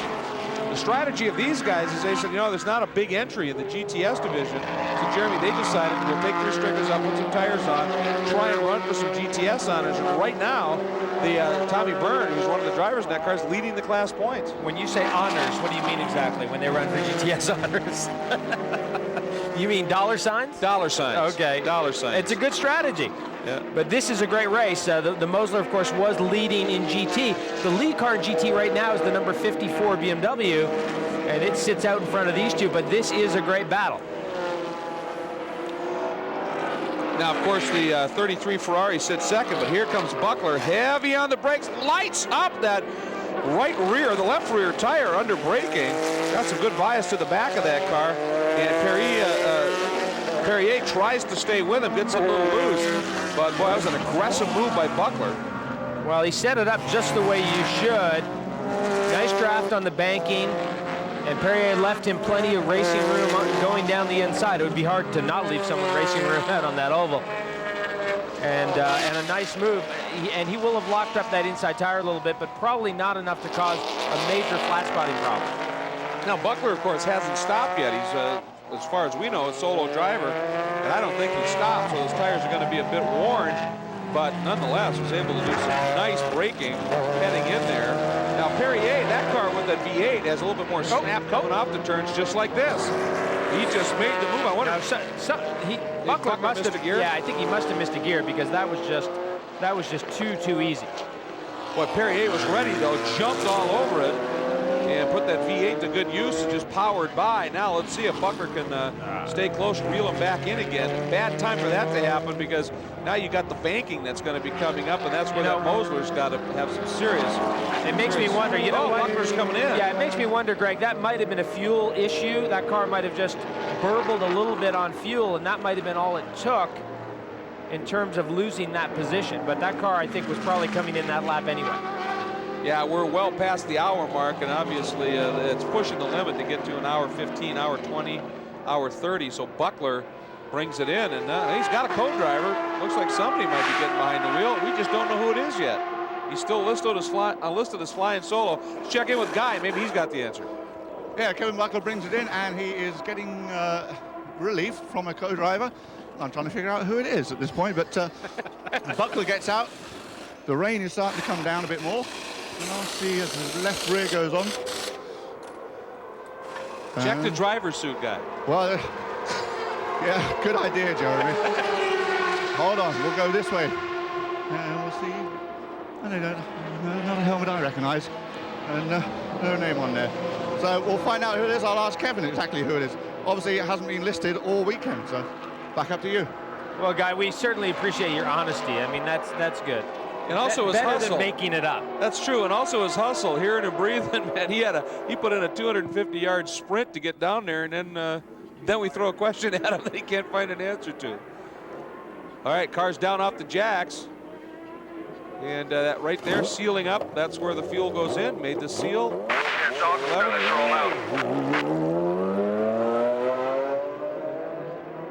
So Buckler out of the car. The co-driver is on board. Yeah, been pretty aggressive, the drive coming in, so that car seems to be working very well in GT right now, though 5th overall. The number 54 BMW leads it at this stage with the Ferrari in 2nd. We'll be right back.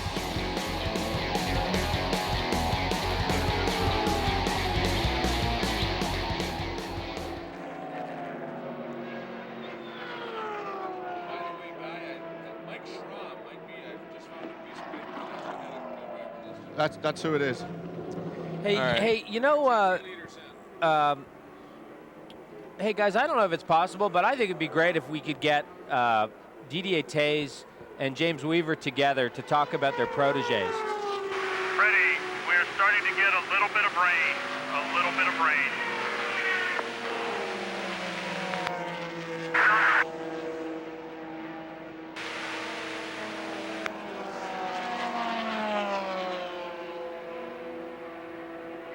I too would say great idea, but I'm still pissed at you for I didn't ask for any help line. Can you repeat, Flint?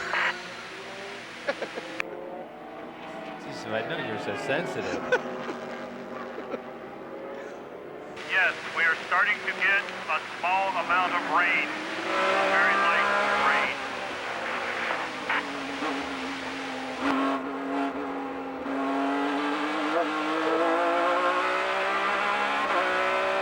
These guys get a driver change, right? Yep, that's Cummins. Ralphie Boy. Hey, what's going on there? Number 19 loop.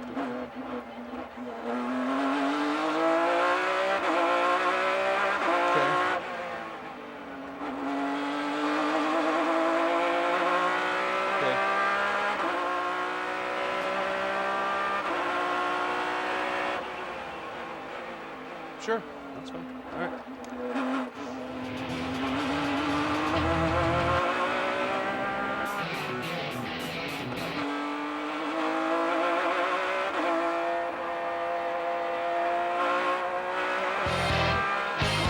Coming up next on Speed Channel, Speed News. Tonight, 7:30 p.m. Eastern Time. We'll be taking a look at some of the Busch Grand National action from Bristol. Kart Sebring testing, a feature on Elliott Sadler, World Rally coverage from Spain, and a chat with Juan Pablo Montoya. All coming up next on Speed News here on Speed Channel tonight, 7:30 p.m. Eastern Time. And we're getting reports of a possibility of a full course yellow coming out. I'm not sure exactly what for. I would there are a couple of possibilities. We've got that number 75 Porsche that was abandoned on the where they come up onto the track is sitting in an area over there they may not be comfortable with. I wouldn't think they would go yellow because of moisture on the track. This is road racing. But that's where there's certainly a stationary yellow on the track there. And that's the car right there. That's where that number 75 is, and they're just trying to get that car moved in, and that's right where you come into pit lane. Oh, there you go. And there's some debris on the track, so we are full course. They have now thrown the full course. Yeah, that is not a good place for debris. That is right on the racing line, just coming back out onto the banking. So there you see the full course yellow, and the lights out on the oval were flashing. So, and that looks like an inner fender. And right in the line, as you said, that's problematic, certainly. So this is going to be interesting because at this stage, Dyson, even though he's lapping a little bit quicker than Lienhard, finds him was, what, almost a minute behind, and that's going to evaporate here as this field compresses. There is Freddie Lienhard Jr., again, doing a nice job out there. Yeah, hats off to Freddie. He had gotten his lap times down into the roughly the 135 range, 134, which is very, very respectable. So gradually getting up to speed and doing a very nice job in that car.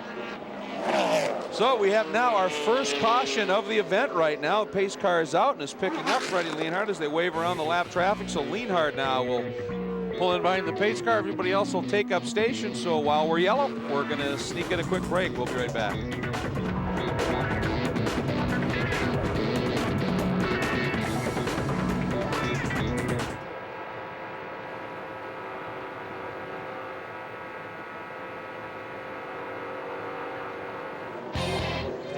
Welcome back to Speed Channel's live coverage of the Grand American Rolex Sports Car Series from California Speedway here in Fontana. We continue to circulate under the full course yellow for a couple of different things. One, a car that was parked right in the approach to pit in, and that's always a dangerous situation, and then some debris out on the track. And we're getting a fair slew of some pit stops that are going to be developing. One was made very quickly by the number 16.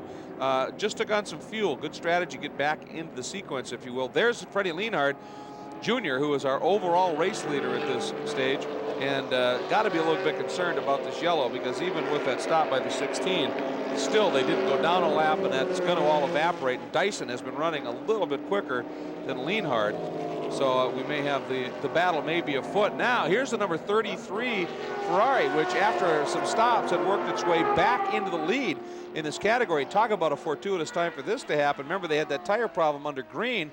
Now they get a stop under yellow. They're not going to lose much. No, and that'll be a real bonus for them. And I think what's even more important is to get that set of tires off that car and have a look at them and make sure that they're in good shape with that set of tires. Here's the number 24. That's the Mosler and Sandy Heng. Looks like they're going for tires. They're going for tires, fuel, and no driver change at this place. Terry Perrier is going to stay in the car as planned. Oh, they're having some. Look at this. Look at this, guys. Not a pleasant situation. You can see it. Oh, they've got the air gun back up. Looks like they've got it going. A little bit of a delay, threading problem possibly for these guys. They're walking around on the other side of the car. Terry Perrier has been so concerned, I've mentioned it twice, about the fuel pickup problem. They haven't been able to get rid of it. This last run, he did mention on the radio to the guys, he was experiencing a little more of it. They don't know if that'll stick around. Threading delays here again. Frustration here for this number 24 Mosler. Well, Jeremy, when we watched during the break when the number 16 came in, he was almost too far away from the wall, but here we got an indication of what happens. You get a little bit too close to the wall. You got to give the mechanics room to get in there and work. Yeah, they got to be able to get those left side tires off the car, and that is critical, and that's where experience really plays a significant role in terms of car placement when you do roll the car into the pit lane. This is second place in the GTS class. That's Tommy Byrne that just stepped out from behind the wheel of the number 42 machine. Richard Millman is now behind the wheel of that car, and the number 33, they turned that car over to Bill Oberlin, so Bill ought to now be taking it, I would think, all the way to the finish if they're back into that strategy they were looking for at the first time of letting him finish it with just a splash. Boy, a fair amount of debris. This is from the incident, I would suspect, with the number 50, and they're just, while we're under yellow, I've decided to clean that up as well. So when we do go back to green, have a nice clean racetrack. The incident down and pit in is cleared up. We'll be green shortly. We'll be right back. Here's your class leaders.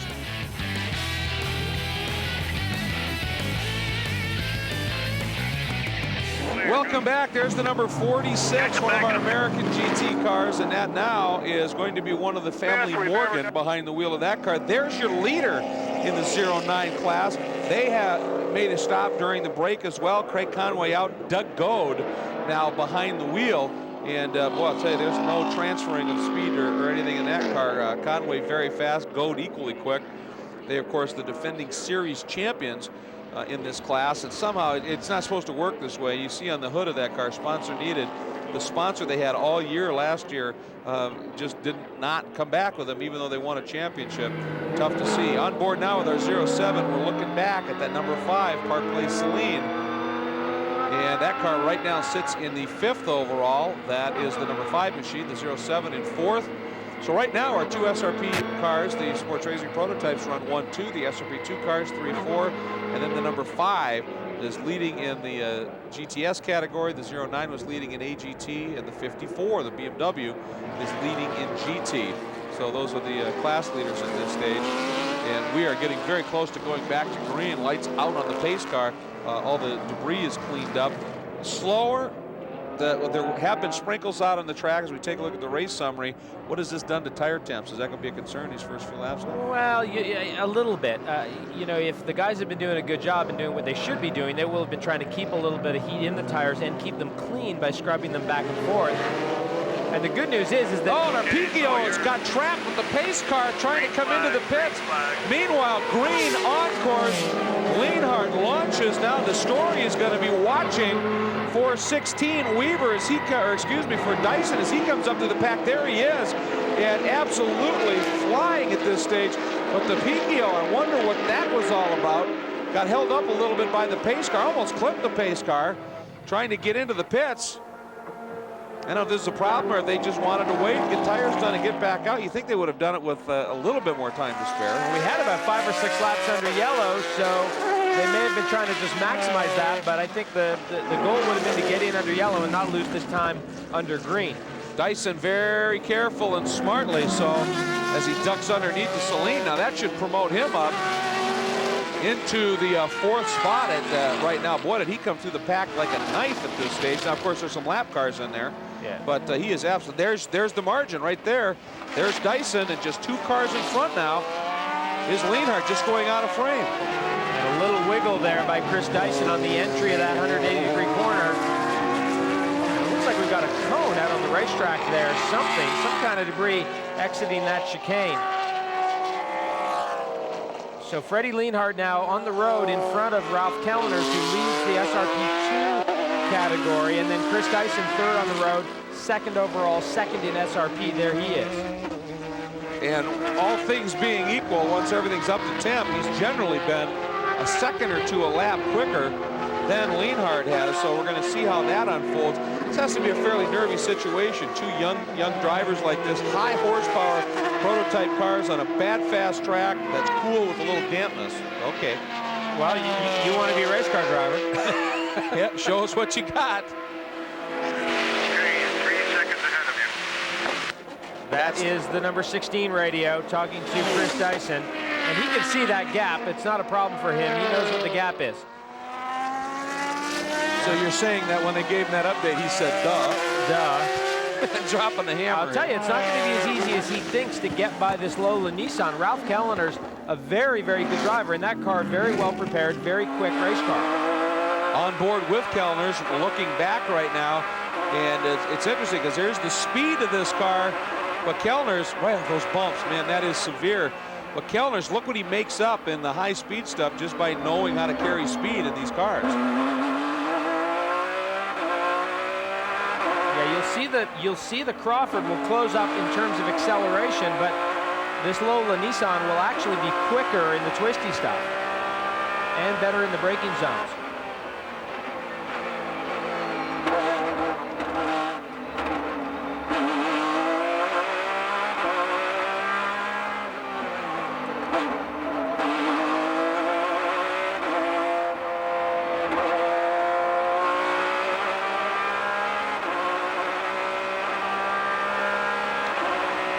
Onto that banking, Kellner stays low. Let's see what happens here. Dyson just, if he can flat foot it a little bit, up high. Makes the pass, pure horsepower. Well, again, nothing like a little bit of horsepower. But Kalliner's will have an opportunity here, and he will certainly close up a little bit in this braking zone. But Chris Dyson now definitely second on the road and trying to chase down Freddie Lienhard Jr. By the way, that car you see down on the pit exit warm-up lane, that is the number 34 GT car that was in the top 3 in that class. Pompelli and Ivankovic, the drivers of that car, the Zip Pompelli racing car. So they've done a stop. Look at how much road Kalliner's uses there. He just jumps over that curb at the exit of that 180. Uses quite a bit of road. Look at the bumps there through this fast section, all the way through there.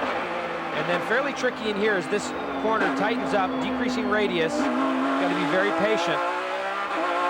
Exit speed critical. That's a situation, that corner, you've got to be patient, don't you? Because, I mean, every temptation's greedy, get to the gas, and you got to wait for it to come back to you. Yeah, that is the most frustrating thing about a decreasing radius corner. You just have to be patient.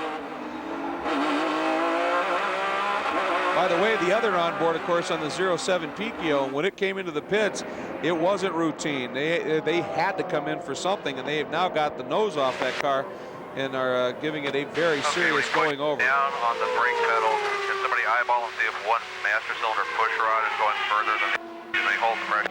Okay, so they've got some kind of braking problem. They're putting brake fluid in the car. They're talking about there's one master cylinder. There's a good side-by-side race there. A couple of GT cars, the number 24 car and the 54 car, and that is for position. That's for second in class right there.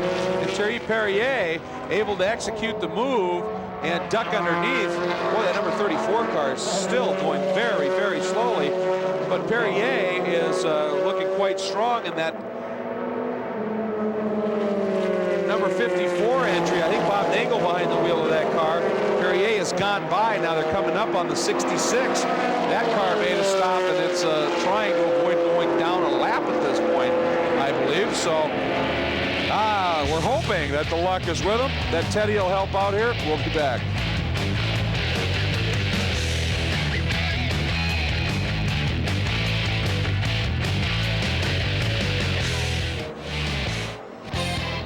Welcome back. There's a little bit of dejection for you. That's the car that at Homestead, round 2, just a few weeks ago, won in the GT category. Was on its way back to the front, but look at this, to the front. Speaking of the move to the front, that is Dyson. He has caught Lienhard side by side through the oval. Lienhard, a little bit more drive out of the turn, but let's watch what unfolds under braking. Dyson now drops low, closes back in, out of the oval, under braking. Lienhard, enough, holds him off, but Jeremy, young Chris Dyson has made up a lot of ground in a short time. Well, Lienhard really got held up coming back out onto the banking out of the last corner, and that's where he lost his momentum, and that's where Chris Dyson got a huge run on him, but couldn't get it done. Lienhard was down on the inside, and if Dyson was going to make the pass, it was going to be the long way around the outside on the oval. But he had been catching him, so this little battle is not over. Chris Dyson has now got that Dallara in his sights. Look at this. This is a look at exactly what you were talking about. There's where he got bottled up. He was going to go to the outside of the Marcos and decided he couldn't make it happen, dropped down, but Dyson had the momentum, but just didn't have quite enough momentum. They continued on side by side until Lienhard was able to at least decide it for that point, but Dyson now hounding him mercilessly.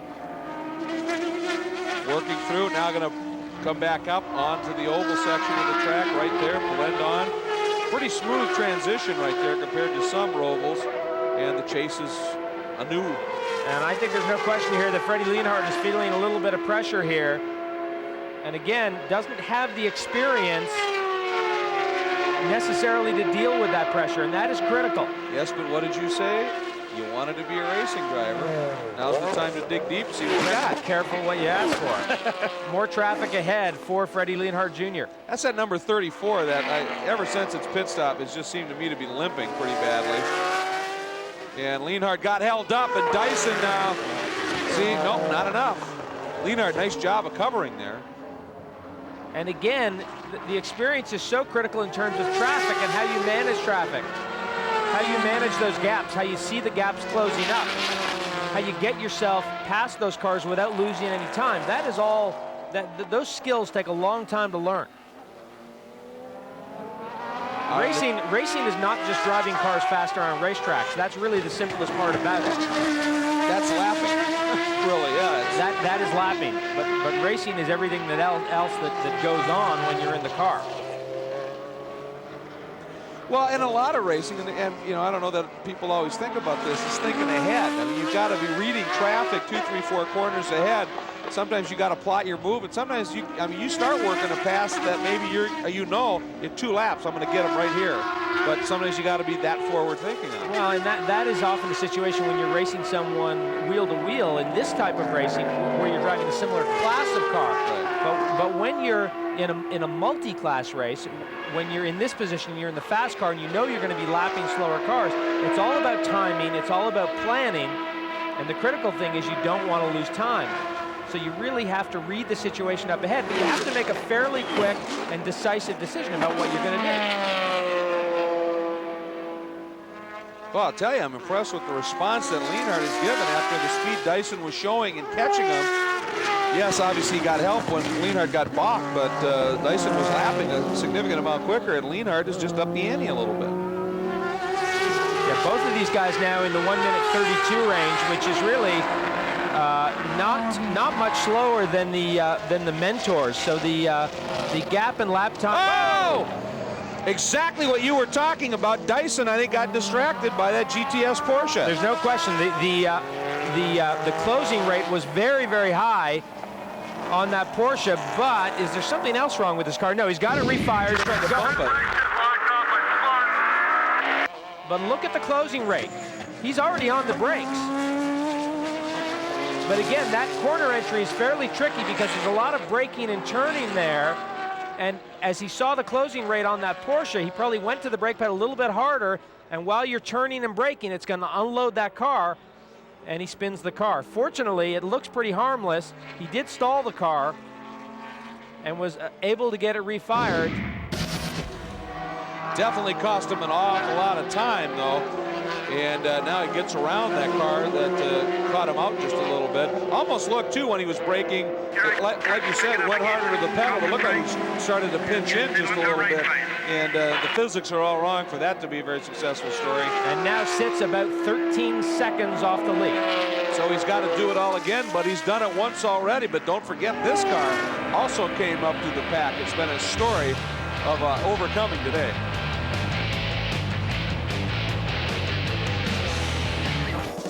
The next stop on the Grand American Rolex Sports Car Series is the Sun Automotive 200 from Phoenix, Arizona, and Speed Channel's coverage will be Saturday, April 27th, 5 p.m. Eastern Time. Once again, from Phoenix, the Sun Automotive 200, round 4 of the Grand American Rolex Sports Car Series on Speed Channel. There is your leader, Freddie Lienhard, who has been doing things very right. He's been very patient, very careful, doing a great job. On the other hand, you can't really fault Chris Dyson too much. He's been quicker. He's been going very aggressively, coming up through the pack, taking a run at the lead, only to have a bit of a moment in the chase. Right as he was catching Lienhard, it was very close indeed. But watch what happens here. And again, I think key to that is that red Porsche that is the slower car, and I think that's what caught Chris out, because the closing rate was really very quick, and you can see the entry of that corner is all braking and turning. It's very tricky to balance the car on the brakes when you're turning, and it doesn't take much in terms of either a bit more brake pressure or a bit more steering angle to upset that car, and I think that's what happened to Chris Dyson. Well, and you would suspect he'd be right on that limit heading in there in full chat chasing like that as well. And there's our number 12. That's the Ultima that has had sort of an up and down day. It's been quick. And the number 54, boy, they're starting to go in a hurry here. That's the car that was well up into the top 3 in the GT category. Bob Nagel was behind the wheel. Boris said yet to go. We also have seen the number 24. The Mosler has been struggling as well. Up front, though, Freddie Lienhard Jr. doing a very, very nice job. And you know that down in the pit lane, there are a couple very experienced drivers who are watching the progress of their 2 young proteges. And Sandy, they've got to be a little bit nervous at this stage. They really are. James Weaver, and of course, we can't forget Didier Theys. You know, 2 seasoned veterans here. It may come down with young guns. You don't mind. What did you say? less of the veteran. We're young at heart, which is important. Young at heart, this race may come down to who gives the best advice. Who gives the best advice? Excuse me? Who gives the best advice? Oh, they all know. I mean, they're on the racetrack by themselves. You know, maybe they forgot everything we told them. Forgot everything they told them. You gave him some advice and he promptly lost it on the cold tires. Who's faster? Young Chris is definitely quicker than Freddie because Didier was lapping consistently a second quicker than me, whereas Chris has gone around half a second quicker than Freddie. So he's doing a terrific job, and I'm sure his father's watching. He said, look, I want to look after my boy, give him some decent advice. Who is? I think my Freddie is faster than Chris. No, Chris is definitely quicker than Freddie. We're not sure who gives the best advice. We may not be able to figure this one out until the checkered flag. That's true. That's true. What did you tell Freddie when he got in the car? Because obviously he's done something right. Well, yeah, I mean, we decided to keep the tires, you know, from my stint. You know, we used our compound and they were pretty good. And we didn't want to take any chance with this cold weather to go hard with cold tires. And he did quite well. Only after the first time in his life, he had the pace car, and we told him to warm up the tires to make sure he's get good grip when the green flag will be dropped. And so far, it's all right. Okay, Didier Theys and James Weaver. Interestingly enough, guys, Didier has not been watching this duel between the two. He says he doesn't want to watch it. James has been watching it intensely.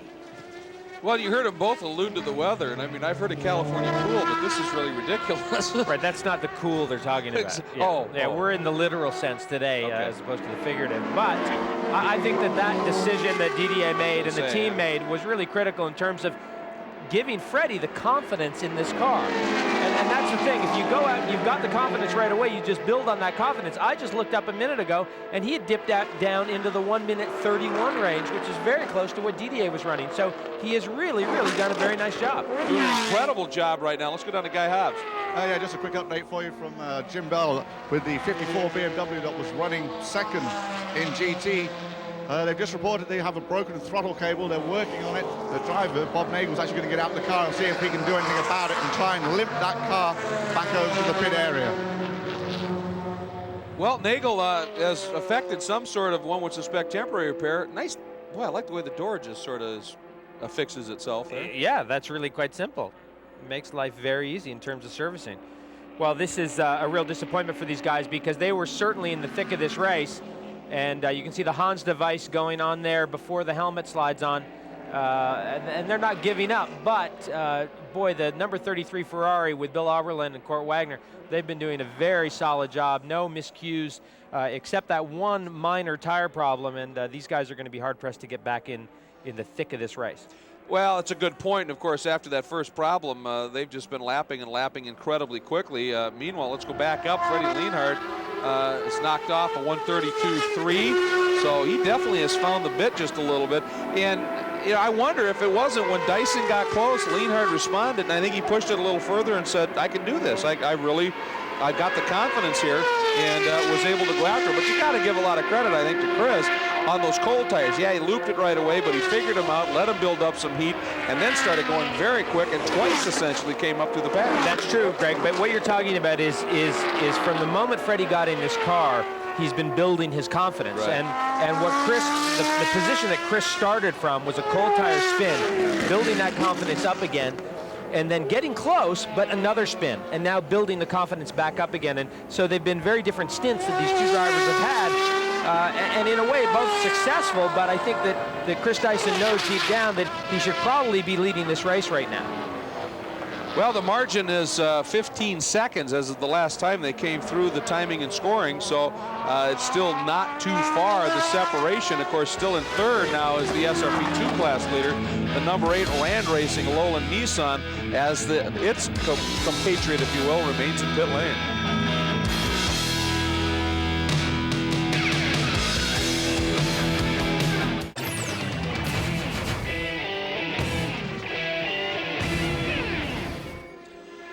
Welcome back to California, the California 400. There's your leader, Freddie Lienhard Jr. And Jeremy, we've been seeing little bits of brake lockup, puffs of smoke that weren't there that long ago. They did the stop, put Freddie in the car. The strategy was excellent, keeping him on those warm tires, got him up to speed in a hurry. but it's been a long, long run now on that same set of tires. I wonder if they're starting to go off. Well, they've put 66 laps on those tires. That's an awful lot of mileage, and I would be a little bit concerned at this point. I do think it was a great call to leave them on those warm tires, and as Didier said, they're running the hard compound tire. But having said that, you do get into some wear issues, and I worry a little bit about the run around the banking there on the oval, turns 1 and 2. Look at him wide there.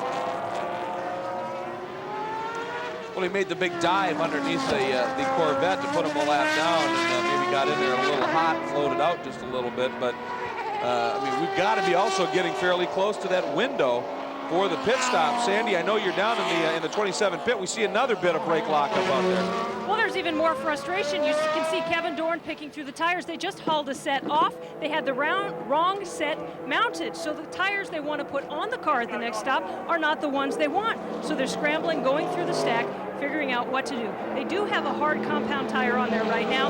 Remember, they didn't change them. Those tires are worn out. Kevin says they're going to have to do something here. Well, we're seeing fair evidence of that once again. But again, I think you have to really then give some credit to Theys and Lienhard Jr., who in a car that right now perhaps in terms of handling not anywhere near its peak, and he's doing a nice job, just threw in a 134 flat and is still hanging on to things. But Dyson now, his last lap was a 132, and so he is starting to close up just a little bit and has brought that back. Here is a good scrap right here. That's the number 46 entry of Morgan. And this is not for position right here, but there's the number 33. That's the Ferrari leading in GT. Here's the number 46 in the 09. Now the 09 is leading in the category, running right now 6th overall. But the 46 trying to keep from going a lap down to the class leader, and boy, fighting him hard. Still absolutely side by side is Rob Morgan fending off Doug Goad here. Goad now locks it up. Morgan cuts down underneath, going to go right back after him. He does not want to lose this lap, forces Goad out wide, but Goad finally settles the issue, and that was in class, obviously, a attempt to not go down a lap. Now the 09 in Goad's hands. He's going to try and, well, oh boy, it's not done yet here. Morgan comes after him again. Morgan obviously wants to stay in that lap and then hopefully get a yellow. And he's fighting bravely. You know, got the door shut right there. Saw him hit that curb, and I mean, they just nudged that curb and it moved those big vets around. Rob Morgan is intent to not go down a lap here. And Doug Goad is clearly wanting him to go down the lap. So what a great battle. And you know it's critical to stay on that lead lap, because if a yellow comes out right now, that potentially hurts Rob Morgan. It sounded to you like one of those cars had a little bit of a miss? Well, it's possible. Rob Morgan did lose about 4 car lengths there. But what a great battle here. Look at the lockup. As Goad goes down the inside, locks that left front, but manages to hang on. Rob Morgan tries to come back around. Kind of a miracle that they didn't touch right there. They gave each other a lot of racing room, which was nice to see.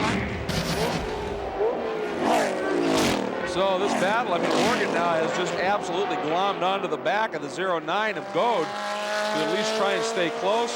Tell you what, if you're thinking of forcing Doug Goad into a mistake, that doesn't happen very often. This guy's probably got more laps and vets than most people out there.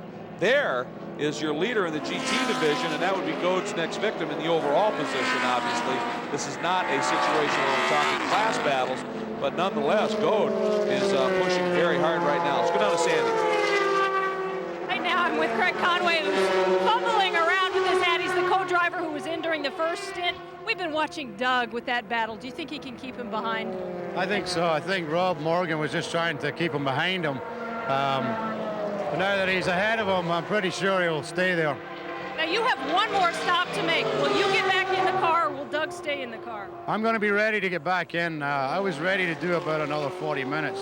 And because we caught the caution, we just did driver change. So I'm ready to get back in if necessary. Do you want to get back in? Yeah, I didn't want to get out. It's good fun out there. It's nice and cool today. Well, it's the birthday boy here this weekend. What anniversary of your 29th birthday is it? Yeah, something like like that. He's not going to give it up, guys. He is a little bit eager to get in the car because, as he mentioned, it is cool here in some nice driving conditions. Well, I'll tell you, Doug's enjoying the drive, and he's looking for the top 5 overall. Oberlin has it in that red Ferrari, but Goad closing in 6th. Again, these are 2 different classes, but overall top 5, if you're not in the SRP division, is something to be awfully proud of, and Goad's going after it right now. Oberlin, one of the strong suits that Bill was talking about earlier when we chatted with him, actually back at Homestead, about this Ferrari's brakes. They've got it because they can run the bigger wheel than the challenge car. They can run a bigger brake, and he said we got the Brembos in there, and he said this thing stops, you wouldn't believe it. Yeah, that Ferrari very good on the brakes, but you can see it's only a matter of time here before Doug Goad gets by that 33 car, that Corvette with a lot of horsepower. Yeah, those AGT cars put up, what, almost about 650 horsepower, and the GT cars are in the 400 range, right in there, maybe a little bit more than that. So 200 horsepower advantage is going to pay off at some point here. So there's Bill Oberlin, but to his good credit, after that problem early when Wagner was behind the wheel, he and Oberlin have brought this car right back to the class lead.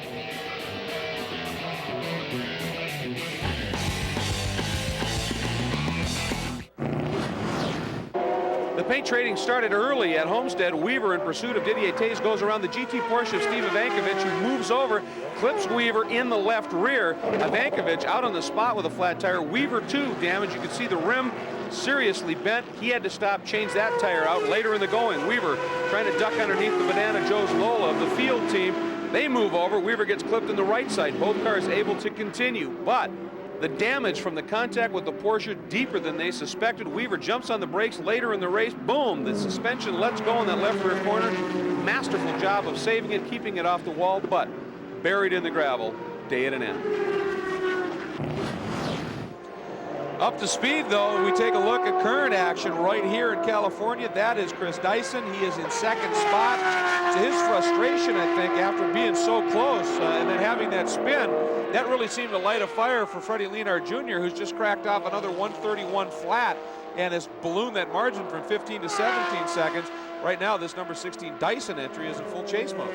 Well, there's no question about that, Greg, and I think you're right. You know, Theys and Lienhard Jr. has gone, you know, from kind of one confidence level to the next during this stint, and it's really shown up in the lap times. I mean, he started running about 5 to 7 seconds slower than Didier Theys, and now he's basically doing just about the same lap times that Didier was doing.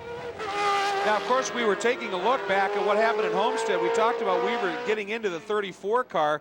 That's this machine right here, back once again. Steve Ivankovic, one of the drivers of that car, who was on board when he and Weaver got together. And as it turns out, that story has continued to live just a little bit. It didn't all just go quiet after Homestead, and a little bit earlier this weekend, Guy Hobbs explored it.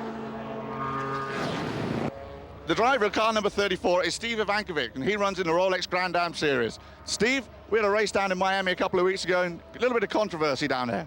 Yeah, we had some really bad luck where I had some contact with a Dyson car. Probably my fault. Anytime James Weaver hits you, it's probably your fault, and put us both out of the race. And what can you do? But we've tried to exercise our demons and move on to the new race here in California. All right, you mentioned James Weaver. James has made his way to California. James, you were driving the Dyson car. You got out of the car after the incident. You were a little bit hot and called Steve a name. Yeah, I apologize unreservedly. I called him a Billy, which was extremely rude of me. Now you have to explain to us, what is a Billy? Well, at home, a Billy is a Billy bunter, and it's somebody who just sort of wanders onto a second-hand car lot, and just buys any old piece of junk and just sort of wanders off again. So Steve will be running as Billy this weekend in car number 34. So for Jimmy, Billy, and Silly, back to you. They've actually been on the phone a few times and talked about it, I guess. And they got it sorted out, but obviously still having some fun with it. And I think Ivankovic had a lot of fun coming up here and having James see the Billy on the car. They have pitted at this stage. There's a number 34 in, and looked like a driver's change. Thought I saw one of the drivers heading away. this looks like a fairly routine stop. But I don't, again, Jeremy, after their previous stop, which wasn't that long ago, it just did not look to be at full sun. Looked a bit reduced. Now, here comes Lienhard coming up, and that is the number 5, the Saleen. Both of those guys started way at the back of the pack. Lienhard in the lead right now, and the number 5 making the move down into the pits. And that car sits in 4th as of the time that it has made the move into pit lane. Now we're going to see if there's going to be a driver's change. Looks like it. Wow, what a job for these guys to get this car rebuilt. They missed qualifying. Really impressive to get this car back on the racetrack. You can see the rear body work there, still in primer. So, you know, one of those things where you prioritize what you need to get done on the car to get it back out on the racetrack, but still, they've had a pretty good day, you must say, for sure. Little disorganized on the pit stop, I must say. Yeah, it's kind of interesting here, and I think that was Derek Hill that got out, Bingham going on board. Nope, there's a wheel that almost took off. That could be a penalty, so the crew covering it nicely. So while they complete the pit stop, get that car back out on track, keep in mind that was one of the cars that came from dead last. It's leading its class as well.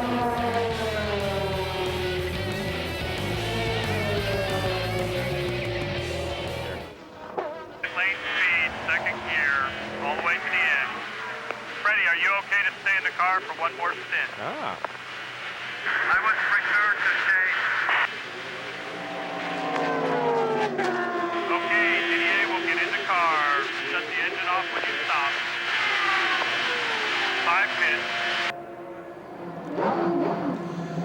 That was a little bit the tail end of a conversation. They asked Freddie Lienhard Jr. if he was okay to stay in the car, Sandy. He declined, so it looks like Theys will be getting on board. He did, and they're also making a tire change. Remember I was telling you earlier they had a mismatched set. They immediately sent the set back to Goodyear. They remounted them, got them back. Kevin Dorn himself was testing the pressures on those tires. They said the rear were fine, the fronts that they were concerned about. And they're changing the compound. They start with the hard compound. This is a medium compound. They're looking at the temperature. They started the race with a 76-degree track temperature. That's now down to 69-degree track temperature. So that's a fact. Let's go now to Thanks, Sandy. We're further down. We're at the Reese car pit area. You mentioned tires, of course, very important to put them on in the pit stop. But it's also very important to get them delivered in a nice, timely fashion. Here you see FedEx Saturday delivery. He's going to go on in about 3 more laps, so we'll go on to the number 8 SRP2 car. Nothing like cutting the margin pretty fine. Yeah, that is, you know, I've heard of just-in-time delivery, but that's... Now, of course, with that stop, we should see this car right here as it comes around. Should end up picking up the lead, but interesting, going to the medium compound, one looking for a little more grip and the cooler temperatures, but also a little more speed, I would think. Well, it'll be interesting to see if yes, I agree with you, Greg, but it'll be interesting to see if DDA finishes off the race. About 65 laps to go. And remember also with this 16 car, remember they did that splash of fuel. 52, P1. That's his lap time, 1:32.52, P1, position 1. But remember, they did that splash under yellow, so it'll be interesting to see how long they keep Chris Dyson out before they get James Weaver in. But I'll tell you, Chris has really stepped it up too. He popped off a couple of 131s about, well, actually when we were off in the break. So he has really stepped up his performance in this car. It was interesting, we were talking about the radio conversation with Freddie Lienhard, asking him, are you okay to stay in the car? And he said he'd rather not. Obviously, the young man can drive. There's no question to that, very impressive. But I think in this type of a car, this power for this long, maybe a brand new experience, and he may be just worn out. Sandy will tell us. Sandy? He's with me right now, Freddie. You made a decision to go ahead and get out of the car. Why? Well, it's my first time I'm driving such a long race. I could have stayed inside, but I thought maybe it will affect my concentration. So I thought it might be better when we change drivers, and maybe I can go back in later. And that's exactly what you told us, the advice your father had given you. Take it easy, little at a time. What a tremendous battle. You and Dyson, the 16 car. What were you thinking? Well, actually, I was quite surprised when he showed up in my rear mirror. But I just said to myself, take it easy, just don't make no mistake, and everything will go fine, and it did. One more question. You went out on those tires. How were they at the end? Were they going away on you? Yeah, they were going down very fast. So in the end of the race, I had a lot of understeer, and the car was not so solid anymore. But I mean, we saved some time when we came into the pit and did not change the tires. But they were good until the end. That's Freddie Lienhard Jr., outstanding for his first race here in the United States. And Sandy, I think that really is the key word. That was an outstanding performance. He really did a very nice job, and the team played it the right way, and I think they really fit all those pieces together very, very nicely. I mean, his lap times came down. He clearly had the confidence to do the lap times. He had the maturity to make the decision to get out of the car, although clearly he wants to get back in the car and would love to finish up. So, you know, we shall see what happens. 64 laps to go, and that'll be quite a long way for Didier Theys to take this car. He can certainly do it, but I think they'd probably like to get Freddie back in the car. Well, it says Lista on the side of the car, and Freddie Lienhard's dad's the one who puts that list on the side of the car, so I'm guessing if Freddie wants back in, Freddie might just well get in. But I think we're making light of it, but I think he's earned it. I mean, you know, he dipped into those 131s. He showed that he can get in there. Well, I'll tell you, I'm thinking ahead a little bit here, and you see Didier with the lights on there. I'm thinking ahead just a little bit and thinking about what they're going to do, because if they're on those medium compound tires now, they're going to have to probably change those when they get Freddie back in. So that'll be Freddie Lienhard out on cold tires. We'll see what happens. Here's the number 54. Now, remember that car parked for quite a while they were trying to effect some repairs on it. They even sent Boris Said out, and I think that's Boris now behind the wheel to make some repairs on that car and get it going again. He is going again, but actually what he just did right there is he's trying to unlap himself from the number 66 of Buckler, his GT category. Normally so close, but right now the number 33 of Oberlin, the Ferrari, sits 6th, and then a couple of spots back in 8th is Buckler, but I think he's down a lap at this stage, and then another lap behind him is 54 with Said. So Boris now just trying to drive literally the wheels off that thing to try and get back on this lead lap, and now try and run down. It's actually Mike Schramm behind the wheel of this Kevin Buckler-owned Racers Group Porsche. But as you said, what, 64 laps or something there, about 63 right there yet to go. It's a lot of racing to unfold. Yet one misstep by anybody, and this could all snug right up. Well, there's no question about that. I mean, there is an awful long way to go. We're actually not just past halfway, but not too far past halfway. We've got 62 to go. We've completed 80 laps, so there's a lot of racing left to be done here.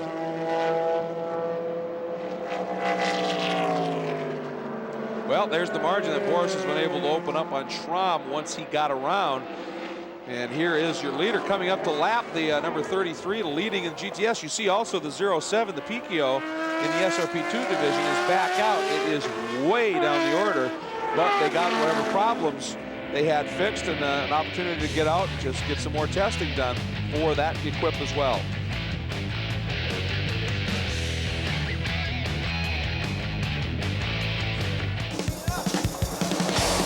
We'd like to remind you here on Speed Channel of FIA World Rally Championship coverage, same-day coverage of the Spanish Rally, starting tonight, running through Monday at 11 p.m. Eastern Time. Same-day coverage, Spanish FIA World Rally action here on Speed Channel. Big problem here, one of our GTS cars, the number 42 Team Greenman entry. You can see the damage to the right rear, and it just let go. He's already down. You can see the tires flat here, Jeremy, and it's about to come off the rim. Yeah, it's about to take that little wheel arch. Well, almost took it with it, but it looks like these guys actually caught a break, because that could have been a really bad situation. If that right rear had let go on the banking, their day most certainly would have been done. Absolutely. So they've got themselves a longish stop. Tommy Byrne, I saw just now getting back on board that machine. And Guy Hobbs? Yeah, that damage actually isn't too bad to the right-hand side. It's just the fender, but you're right. They caught a good break when that tire did let go. So obviously a whole new set of Goodyear Eagles goes on. Tommy Byrne will climb into the car, make some adjustments. They have to make some major adjustments when he gets in the car, because the difference in size between him and his teammate. Obviously, you have and Tommy being very small, so that takes them a while to do their driver change, but they should be sending them back out pretty soon. I think they were running second in class. They were indeed, and this obviously is going to back them up just a little bit. Interesting program. And here's our leader in the SRP2 division. Ralph Kallner is bringing that machine down into the pits.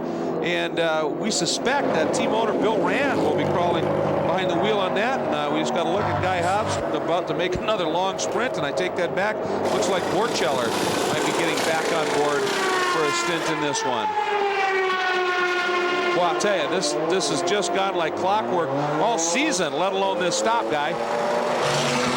Yeah, they've been running like clockwork so far and had some great runs. And of course, they love their racing in Florida. And now they're trying to enjoy their racing in California. And you're going to see those Saturday delivered. Don't get over the wall until the car stops. Leave the car loading, 10-4. Do not cut the engine off, Chris. Sorry, Guy, we're getting a lot of radio chatter now as the number 16 of Dyson, your leader, down into the pits, and a lot of conversation right there, and he's turning it back over to James Weaver. This should be fairly routine. You know, isn't that a classic rookie mistake? Jump out and get out of town. But of course, James Weaver needs help to get those belts done up. And of course, Chris Dyson realized that and ran back in to help James with the belts. It's very, very difficult to get those belts done up when you're in there because you can't see, you can't look down with your helmet. There's no way to see it. I think Sandy Haig has arrived on the scene. Looks pretty good so far, Sandy. It looks great so far. And remember, tires, they have the medium compound on this. They're down and away, but they do have that medium compound. So now both the prototypes are on the same compound tires.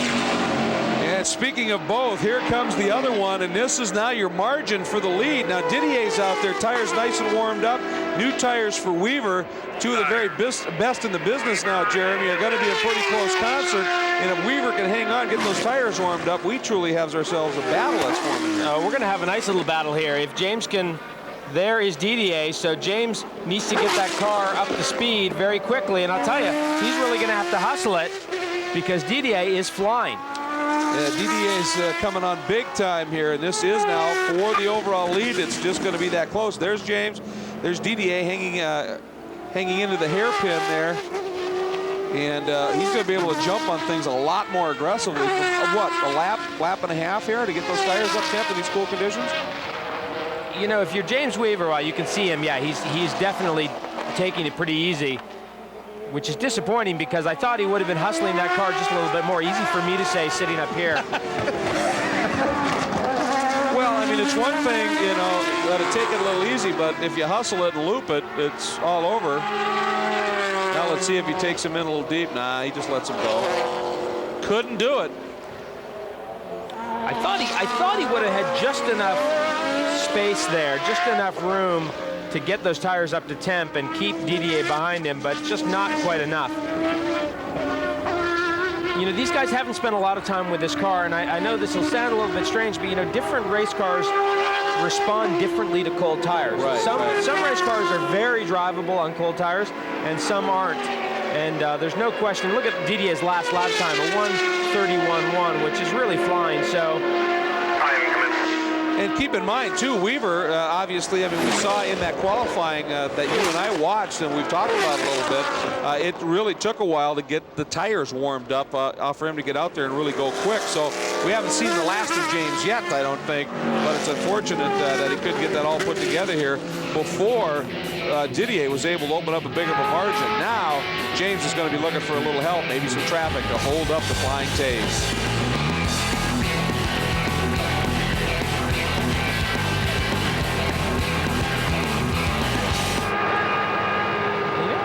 Talk about the fact that Goad is running in front of Bigham. You know, that car should be in front of that car. Oh, easily, yeah. Menard is getting back in the ninth. He's going to finish it out. Okay.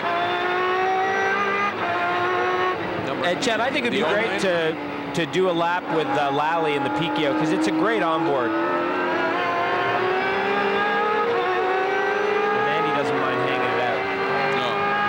Okay. It's a great idea.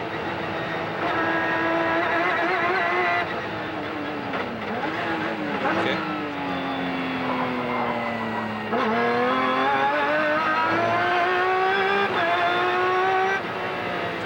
Would you just lay out and be quiet and let it? We'll do a little bit. I mean, we'll just, you know, we can just kind of. You gotta. Oh, I know. I gotta just. I know. I gotta. Well, I gotta hear myself.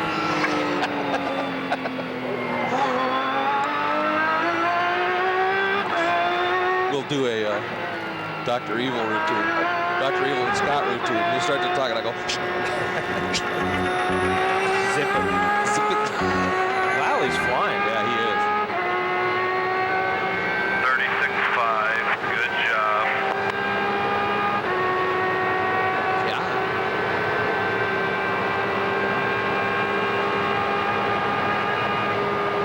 Little breathe there.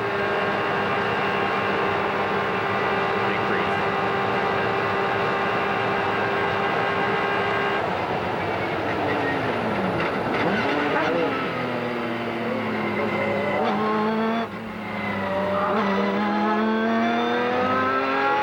Welcome back to Fontana. You are on board with Andy Lally in the SRP2 Pikio, and he is absolutely flying. We're just going to crank the net sound here and let you enjoy a few laps here at Fontana.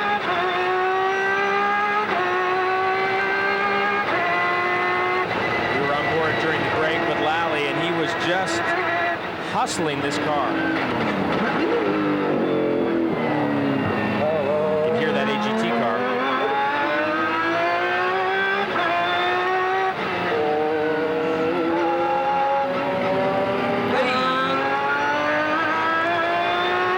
Lost some momentum there.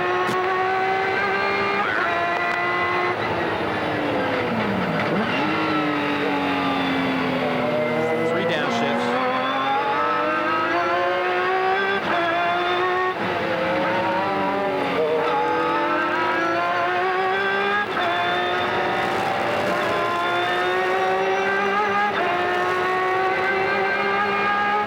Now listen to him as he goes. 39.6.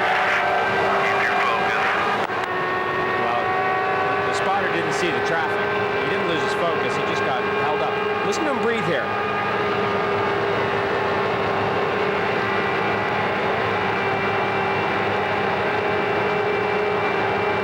Just a little bit of a breathe going in. Hard on the brakes. 4 downshifts. I'll bet this car is great fun to drive. Certainly looks it. Watch how much road he uses coming out of this 180. See, he went to the apex. Look at this. Right up Close over down there by that other car. Oh, please. Now it's just principle. Yes. Did you notice that? He moved left of those bumps, trying to smooth the ride out through there, didn't he? Yeah. Very patient here. A little bit understeer in the car there. Good.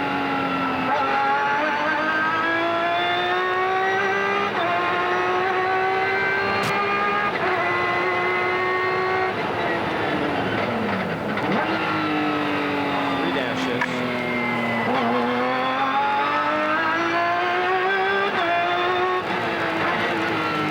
Now watch here, when he makes the approach back onto the banking, look how close he gets to that plastic barrier right here.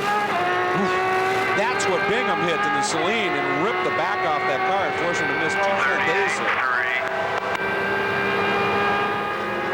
Great lap by Lally. While we were in the break, he turned, what, a 136, I think. Very quick indeed. Now let's go back up, find our overall race leader. There is Didier Theys, the Duran Lista, Dallara Judd, and Didier.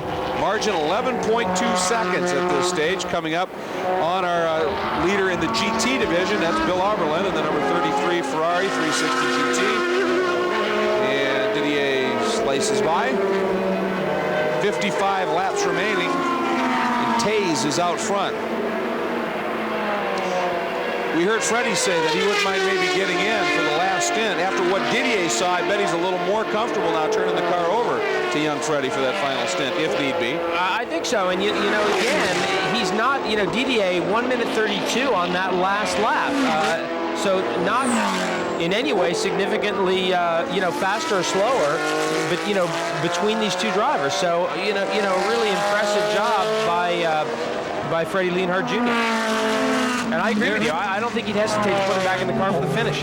Not at all. There's the 33. Oberlin continues to lead in the GT division. They had that problem early when they had that right front tire go down.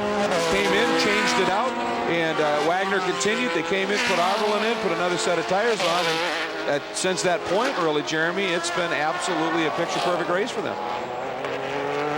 Yeah, no question about that.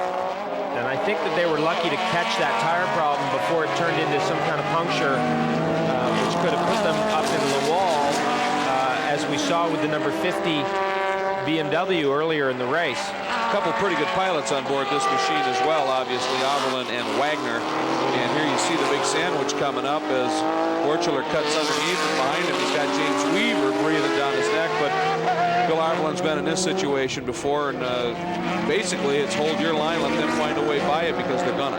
Here comes James Weaver, and he is a man on a mission because he's trying to close that gap up with Didier Theys, and he knows he's at a bit of a disadvantage, but James Weaver, being who he is, he's not going to let him get away. That gap still sits at roughly 11 seconds. Weaver coming up to put a lap on our SRP2 leader. That is Borchler back on board. The Rand Racing Nissan Lola on board right now with that machine. There you go. James Weaver actually got caught out there. He went the long way around, and the traffic held him back. Borchler got him right back again. Boy, they're weaving through some serious traffic. Now Weaver's going to make the move. Borchler lets him slide through.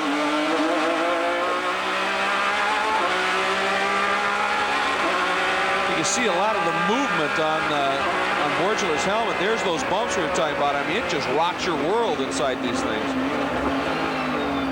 Well, technically, that little cut through there, that fast left right, was originally not going to be part of the racetrack.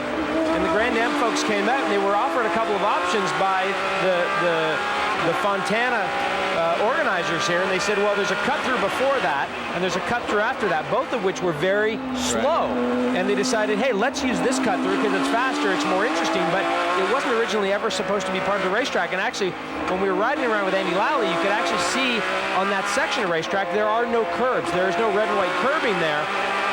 So, you know, we shouldn't make it sound like the folks here at Fontana haven't done their job, that part of the racetrack is bumpy. It was really never meant to be part of this racetrack, but I think it's probably one of the best parts of the racetrack in terms of being a real driver's section.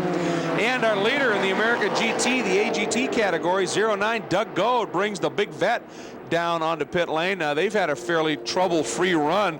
They've had a couple of moments, some good battles, but really the closest competition has been the team car for the Fliss Motorsports team out of Menard. And here we go, the 09 in. Sandy, coming right at you. Well, they were debating back and forth if Craig Conway would get back in the car or if Doug would stay out. Doug says he's not tired. He's planning on staying out right now. You got to remember, Doug is racing in the Grand Am Cup Series this weekend, too, so he is doing double duty in the car. He's happy to stay out and wants to take it for a ride. This team has had gremlins all season, and it is just an accomplishment, they feel, to get this far in the race without a problem with this car. And if they can hold on to it, looks like they may be able to take the class leader. All right, down off the jacks, at least part of the car was just taking a while. They are really trying to get every ounce of possible fuel on board, because this, in theory, should be their last stop. If they can conserve a little bit here, they ought to be able to get to the end, or at least close. And Doug did not leave a lot of margin in terms of that fuel hose. That fuel hose very much stretched out. And I wonder if that's adding to their problems, but it looks like they've got the fuel in it and off they go. Great shots there from our cameraman down on pit lane, really showing you how how those multi-lug wheels have to go on with the glue on there and the nuts coming back and the nuts all setting on the studs. Of course, that's another thing with the rules in AGT. You can't have the one single big nut. You have to have the 5 lugs the way you do on a conventional automobile, much the same as a Winston Cup car with the 5 lugs. The whole premise of the AGT class is to affordable racing. They really restrict the technology. A la stick up, as you said, to keep it cost effective, not too expensive, not a lot of trick stuff on the cars to allow you to be able to afford to go racing. And arguably nobody does it better in AGT than Fliss Motorsports, as the championship in this car last year for Goad and Conway would confirm. Now, also, let's take a look at the GTS category. Has been an interesting day for this car. The number 5, of course, Bingham and Derek Hill started also almost dead last, worked its way up to the lead, has gone back, has had a couple of stops and the like, but you could see the discoloration on the rear deck of that car. I mean, seriously, folks, they hit that barrier coming back onto the oval. Bingham got into it and almost took the entire back end of that car off. Fortunately, their shops in nearby Irvine, California, and they were able to get it fixed, but they were absolutely, they didn't even exist here for 2 days. Well, and that's always a, you know, it's always a tough situation to be in as a driver and as a team when you are thrashing to get a car ready, and you know, no matter how good a team you are, you always ask yourself that question: did we miss anything? Did we get every last piece on this car? You know, or did we have to shortcut something to get the more important work done?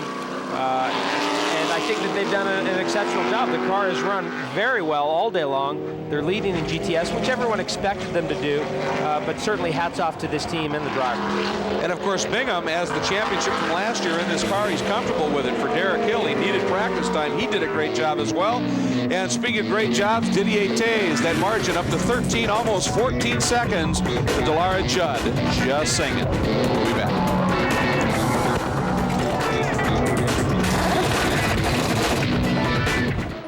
Menard is a young driver making his debut in the number 90 Corvette this weekend, and you usually see him in a Monte Carlo in the Remax Series. Besides the obvious differences, more downforce and grippier tires in this Corvette, Paul is learning to deal with the different speeds of traffic, and I know that's got to be interesting. How is that out there?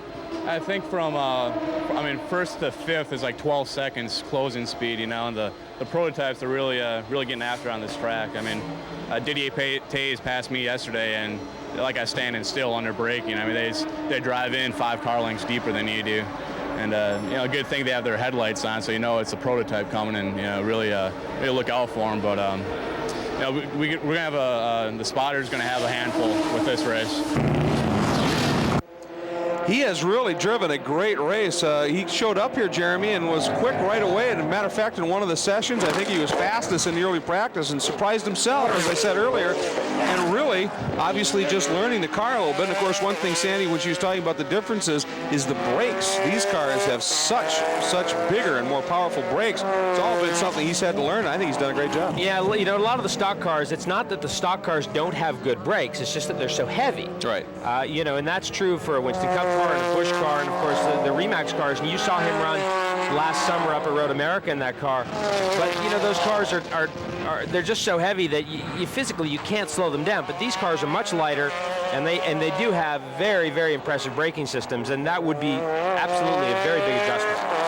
And of course, as I said, he's got some road racing in him. A lot of ice racing with his dad, of course, is John Menard, who fields the IRL team. And the 07 of Lally is coming down into the pits. And I don't know if this is routine or not. Guy? I think at this point this is routine, because don't forget they sat on the pit lane for a long time before and made those changes to the brakes that they were having problems with. Darren Law got out of the car, Andy Lally got in. Andy's going to stay in right now, and well, no, maybe it's not routine. Now they're starting to take the front off again, so maybe the same problems have reoccurred. Obviously adding fuel at this point. I've got something to show you here too. You'll see here the teddy bear that rides along with this team. They've even got a racing fire suit for it. And it's actually a charity. They're going to start trying to raise money for children. And that little teddy bear does all the miles that Andy Lally does. Back to you. Well, they obviously, that is a great program for them to be thinking about other people while they're out there having fun and the like. What were you looking at? Well, what I was looking at is the crew member. They went in, they made an adjustment over Andy's feet there, and then he went back to the steering wheel and he checked the steering wheel. So I'm wondering if there wasn't just a bit too much play in that steering rack, and they went in and they have an adjustment there. They can take up the play, so it has less play in it. It will often tighten up the rack a little bit. Doesn't give you as much feel in the car, but maybe Andy was just complaining that that rack was getting loose. So they put the fuel in, and it looks like they've, I would believe, made a steering rack adjustment, and Andy will be on his way shortly. Well, we rode those onboard laps with him, and Andy definitely willing to throw the car around and go after it a little bit, and maybe just wore it out. Maybe that's what it was. Maybe that's what it was. Excessive use. Andy is a terrific driver. He really is. Of anything. Of anything, that's true. But a lot of experience in open wheel cars, Formula Ford 2000, Barber Dodge, and just a terrific driver. And great to see him with an opportunity here, with this program, which is, in the building mode, and they'll be building throughout the year, and they've got plans for next year. So great to see a young guy like this get an opportunity like that. Well, and they've also, as we're going to go up to the overall lead here, as he makes his way out onto the track, Andy Lally back up to speed. There's Theys, continues his march. It's back down now. It's been ballooning. It's been down to 13, up to 17, 18, back down now to 15. So right now, obviously, Sandy, he's running very well, and Weaver just doesn't have an answer for it. Well, they were very concerned at the last round of pit stops. Both these prototypes have to come in one more time for fuel. It may come down to who decides to change tires and who doesn't. Kevin Doran says they lose about 30 seconds when they change because it takes that long for the tires to get back up to temperature to get to the speeds that they want. They've got some decisions to make, and it looks like the number 2017 will have to come in first. They're trying to decide right now, as we speak, if they're going to go forward with the tire change or not. It's going to be interesting, guys. That's a very good point, isn't it, Jeremy? It's not always just what happens in that pit stop. You've got your approach, you got the time spent in pit lane with the speed limit, and then with a tire change, that affects things once you're out of the pits for a while. Well, the thing in Grand Am is that you are permitted to change tires during the fueling of the car, unlike ALMS or at Le Mans. So you don't lose the time in the pit lane the way you would with a Le Mans car, but absolutely, especially on a day like today, and because you don't have tire warmers, you're going to lose a ton of time out on the racetrack. Kevin Doran, being as experienced as he is, has figured out, okay, that's roughly 30 seconds. The question is, on this medium compound tire, are we going to get to the end of the race? And maybe going to this medium compound wasn't the right thing to do. They know they could have put the mileage on the hard compound, but I think they've got to be asking themselves right now, are these medium compounds going to make the distance to the end if they decide just to put fuel in this car? It's an interesting study, that's for sure. And if they'd gone with a hard compound, that 30 seconds may have ballooned to 45. I mean, because it's going to take longer for those to get up to temp. It really is a chess game. But I think if they'd gone with the hard compound, they could have avoided the tire change altogether. Exactly. And that would have been the difference. And they knew that from the first two stints. Here's our interval. There goes Theys by the start-finish stripe and disappears out of frame. And it's a little ways back. As I said, Weaver has gotten as close as 12, 13 seconds. And now it has opened up once again. There he comes up onto the banking. And that's the order in terms of visual. And as soon as he comes by, we can give it to you off the scoring. It's up now to 20 seconds. So Weaver, I don't know whether he got balked by traffic, but it went up by 2 seconds on that last lap alone. And it really hurt him. God, those Judd V10s just sound so good. They are. It's just a scream. Of course, now those were derived from, Judd built a Formula One engine a few years ago, 3.5 liter. It's basically that block and the light just punched out to 4 liters, isn't it? And a lot less RPM. A lot less RPM. So, well, it's going to be interesting as Weaver just doesn't seem right now to have an answer for Didier Theys. It may came down, as Sandy said, to some pit stop strategy. See what unfolds there. We're going to step away. We'll be right back.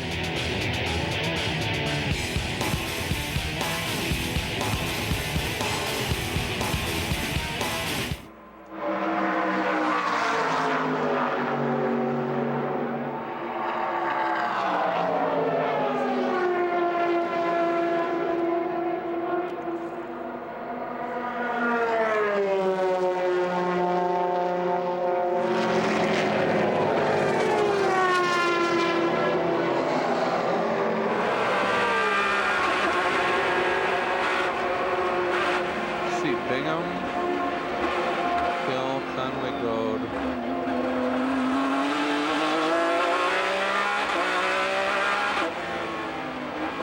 I can't read this at all.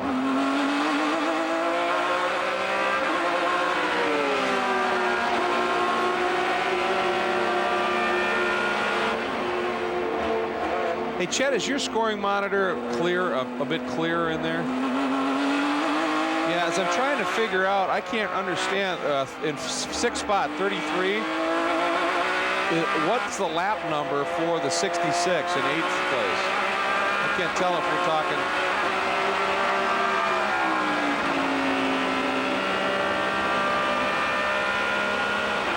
So it's 90, okay, so it's 90, oh my God.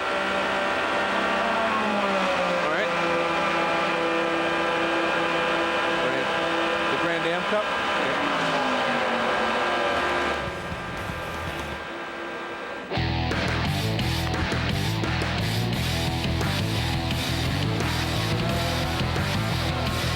Make sure and check out Speed Channel's coverage of the Grand Am Cup from right here in Fontana. The Grand Am Cup 250, California Speedway, Saturday, March 30th, 5 p.m. Eastern Time. Don't miss some great Grand Am Cup action. You'll be able to watch Andy Lally, Darren Long, a lot of the guys that are racing right here today. You're on board with the number 8. That is our 3rd place overall, leading Sports Racing Prototype SRP2 category machine, Terry Borchler, back on board. We're going to just ride this shot here up onto the bank. Let's give you a lap as you watch this angle of action here, and it's particularly impressive when they get to the infield and launching up out of the corners.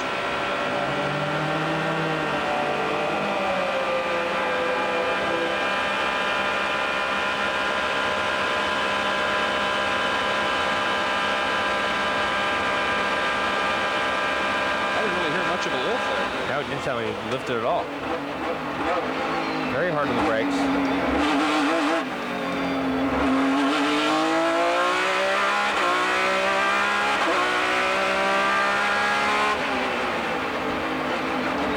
Long 180 here. Here's short shift there. That's interesting.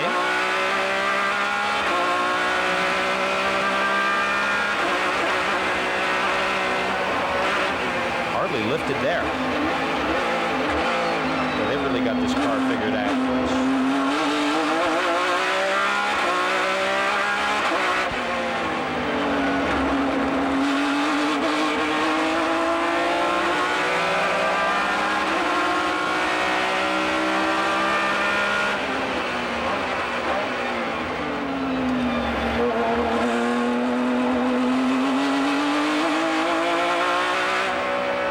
Here's where they get into the bob and weave section here.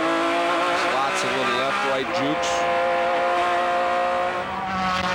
And where we joined them, back up onto the banking. And you were talking about the lack of lift in the oval and in some of the infield sections. When I talked to Price Cobb about the Pico, he said, we got the engine figured out. He said, it's got great mechanical grip. He said, aero grip is now the next step we have to work on. Here's the 04. That's the Marcos Mantis chassis. Now Marcos has been making cars, street cars, and what they do is they build a streetcar chassis, put a Chevy, Ford, whatever engine in, sort of like the TVRs and the like over in Britain, those one-off chassis types. And it was bought by a group of Dutch businessmen, one of them Cor Uger, who was one of the drivers of the 03 car that's had some problems, and they decided to create a GT variant. They run them in GTS, but they decided to go GT, and they're still sorting things a little bit, but they're sure colorful, and when they're running, they're quite quick. Well, they do have a V8 in them, and of course, to run a V8 in a GT car, you restrict it down in terms of displacement quite a bit, and then of course the minimum weight goes up, and that's how they equalize these different classes of cars. But they'll get that car sorted out. Even though it's a front engine car, the engine sits well back in that chassis, and once it's working, it'll be a very well balanced, very good race car. The GTS package they had for this car was well sorted, ran a lot in FIA racing in Europe, and was very quick. Uger and some of his co-drivers able to put in some great drives. This is Paco Orti back in the 14th place right now, but in the top 5 in the GT class. So just sheer pace and reliability have kept them right in the hunt. right now. Now, speaking of GTS action, as we said, it's been pretty much all Saleen today, even with their problems in practice. That now is Chris Bingham, and that number 5, that's the Park Place entry.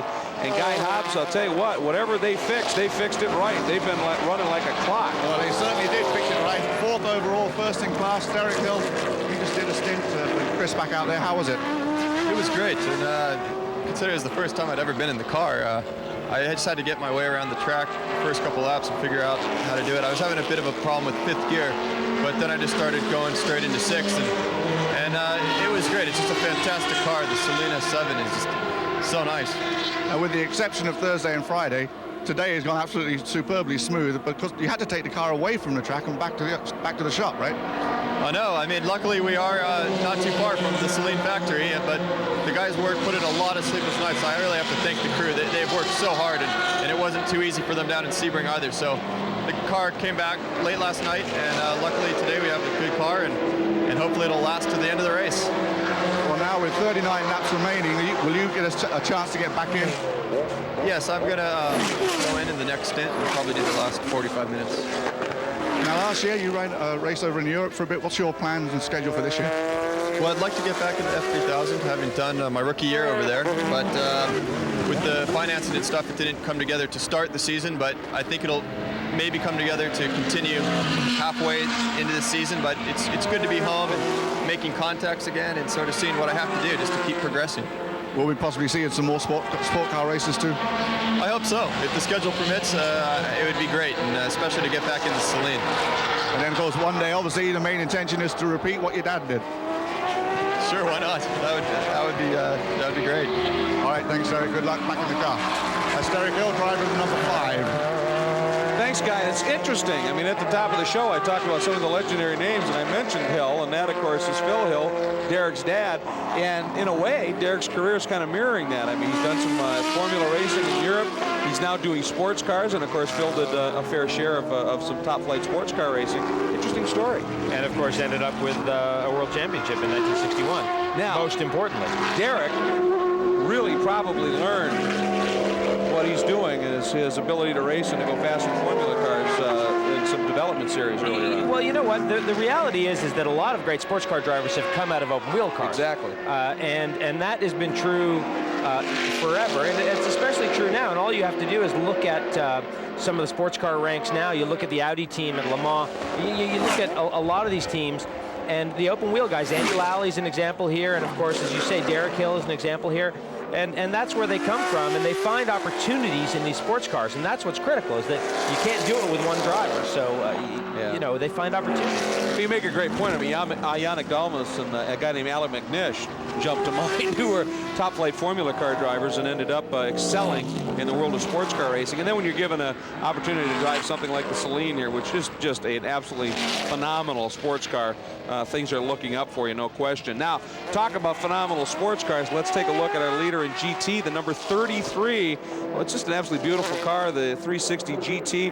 Bill Auberlen, started by Kurt Wagner, and it was interesting. You were talking about how this car derived. It's the 360 platform, but it started life as a Ferrari Challenge car, which is slightly modified, and they've taken it even another step. But a Challenge car does start life as a production Ferrari. So this car at one point was on a production line, but now what Ferrari is starting to do is they're starting to take some of these cars and they're starting to build them from the outset as race cars, and I think that's going to step it up a notch with these 360s. And we saw 3 of them last week at the 12 Hours of Sebring competed there. They did not do particularly well, but the competition was very, very deep. But they'll get it figured out, and I think it's going to be great. As I said earlier in the show, to see the Ferrari name back in production-based sports car racing, it's going to draw a lot of people into this GT class because they're going to want to race Ferraris. There's just no question about it.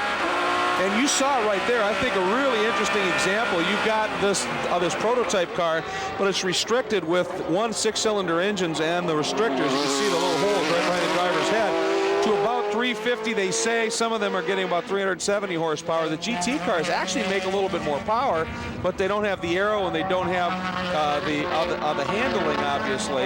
And that's why you saw Arblin literally pulling that Nissan Lola out of one of the corners. And as a matter of fact, boy, I'll tell you, these guys in the truck are good, aren't they? By the numbers, here's some of the different numbers, and you can see the horsepower rating. Ask and you shall receive. And you can see there, I mean, yeah, the GT car, and those numbers down the left, those were based on numbers we saw in qualifying.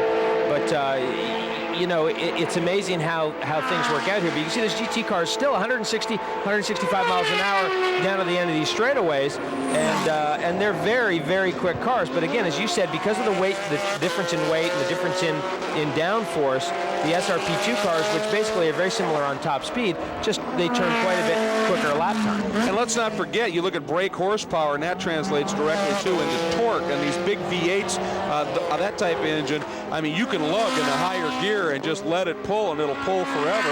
It's high, you know, I mean, top end's great on that oval banking, but in the infield, some of these torque cars are much, much quicker. Yeah, there's no question about that. Nice to just put it in a higher gear and let some of the V8s. And the AGT cars are very good at that. You know, I mean, you can run a higher gear, and of course those cars only have 5-speed gearboxes, where this car would have a 6-speed in it, and the motor's a little peakier and it needs that 6-speed. Well, and that brings up a good point as well. The Celine, too, I mean, runs that big V8, and it gives you some options. And with that ability to not shift so often on a track like this where gearboxes are an issue, you don't have to shift as often. It may play into your hands in terms of reliability. Somebody's waiting for fuel. We'll be right back.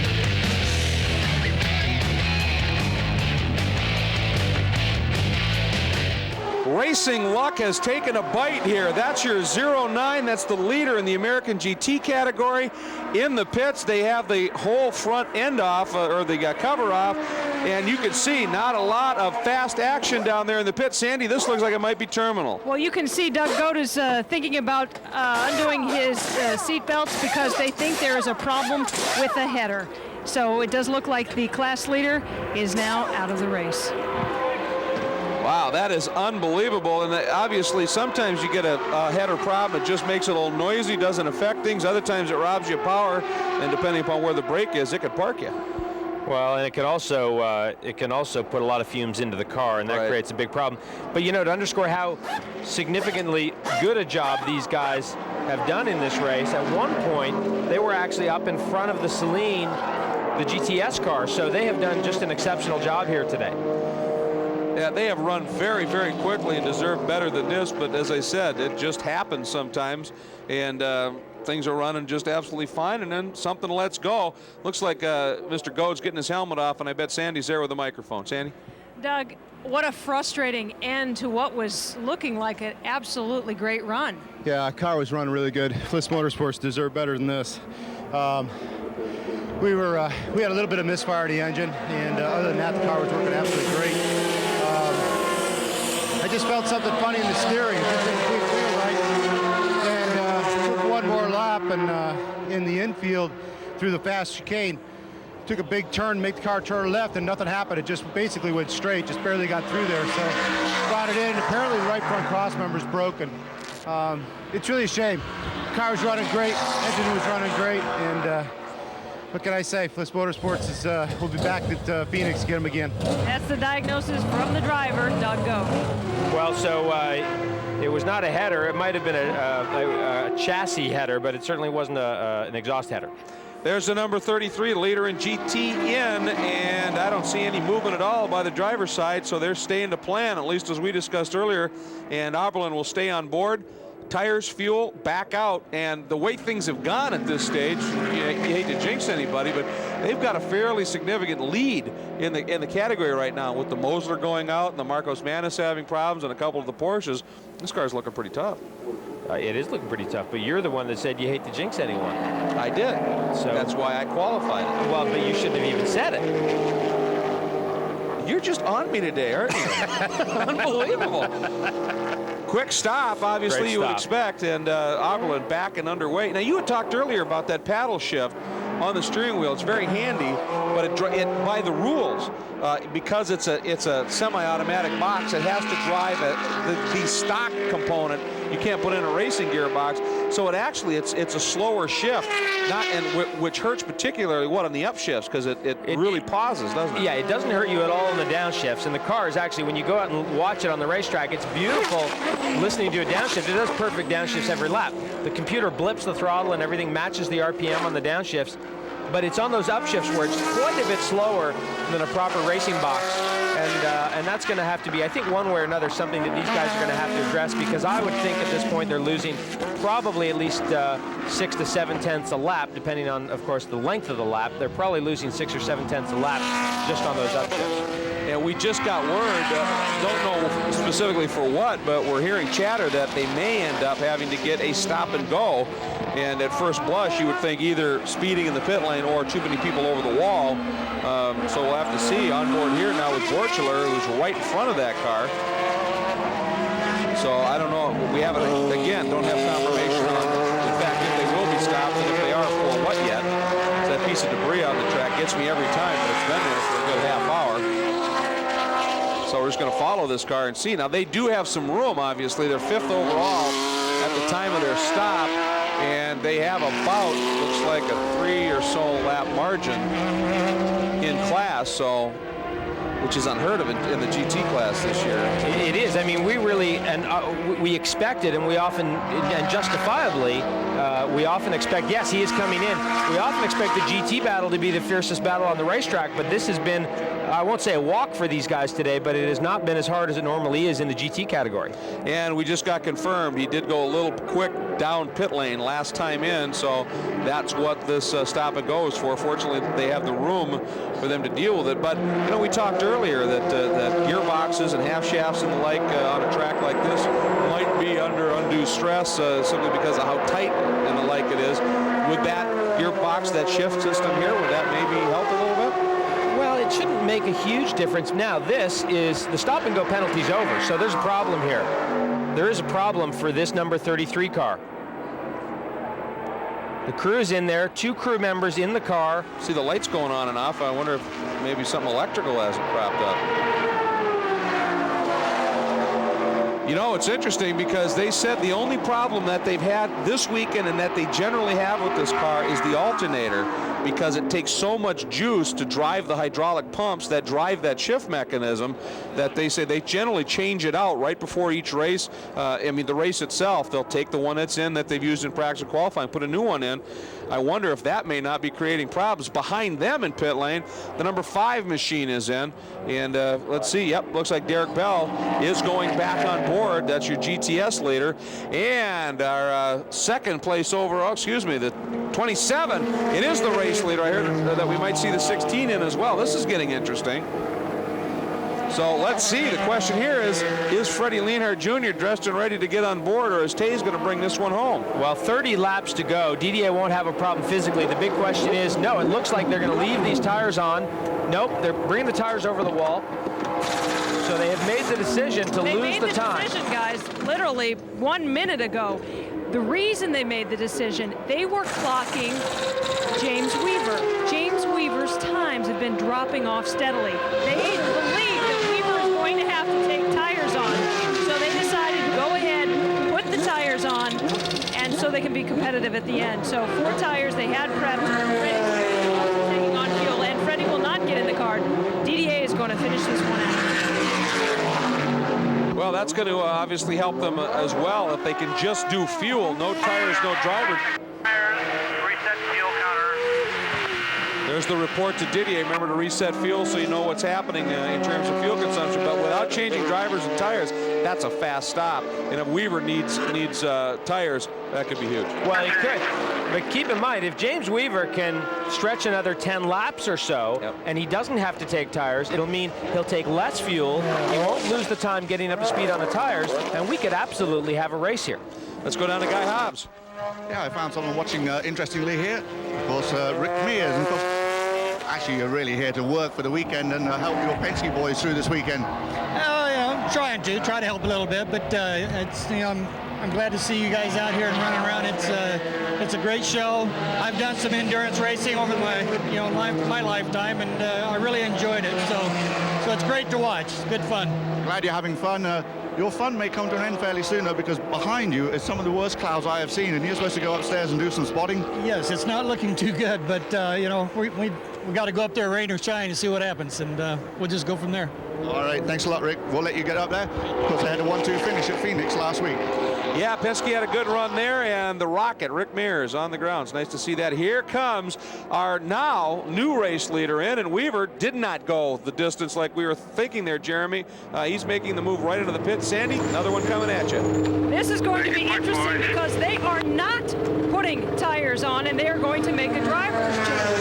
James Weaver just radioed in before they stopped saying he's a little bit frustrated. Those weren't his exact words, but he's decided to get out of the car. So the young Dyson will be in, finish the stint out, and again, they're not changing tires. They feel that their car doesn't use up tires like the number 27 Dallara does. There's the Dallara has picked up the lead. Theys now back in the lead. Dyson's out. We thought there might be some chatter on the radios getting some instruction to Dyson, but apparently it was all given before he got on board. Well, interesting strategy, and I'm looking forward to hearing from James Weaver. And I guess they must have felt that they were essentially done here, and they would want to get Chris back out in the car and get him some valuable time. But certainly I was hoping that with this car they would be able to stretch it on fuel a little bit, take a little less fuel, not change tires, and really make a race here. Let's go back down to Sandy. What's going on? I'm with James Weaver right now. Now, you say this is planned that you were going to get out of the car. Well, that's what Chris and I talked about at breakfast. I don't know if it's still the plan or not. Well, I guess the whole team didn't know that. Well, that's the breakfast plan. How was the car handling? The car's going fine. Didier is just a little bit quicker than us, but, you know, that's motor racing. Some days you're quick enough, some days you're not. Now, they were thinking, Didier, their team, clocking your times, thought you might be slipping a little bit, that you may need tires. What about the decision not to go fresh tires? No, the tires are fine. The fluctuation in the lap time is traffic. If you get caught on the infield, it's very difficult to overtake here. And sometimes, if you're a bit unlucky, you just have a couple of horrible laps, but the car's running fine.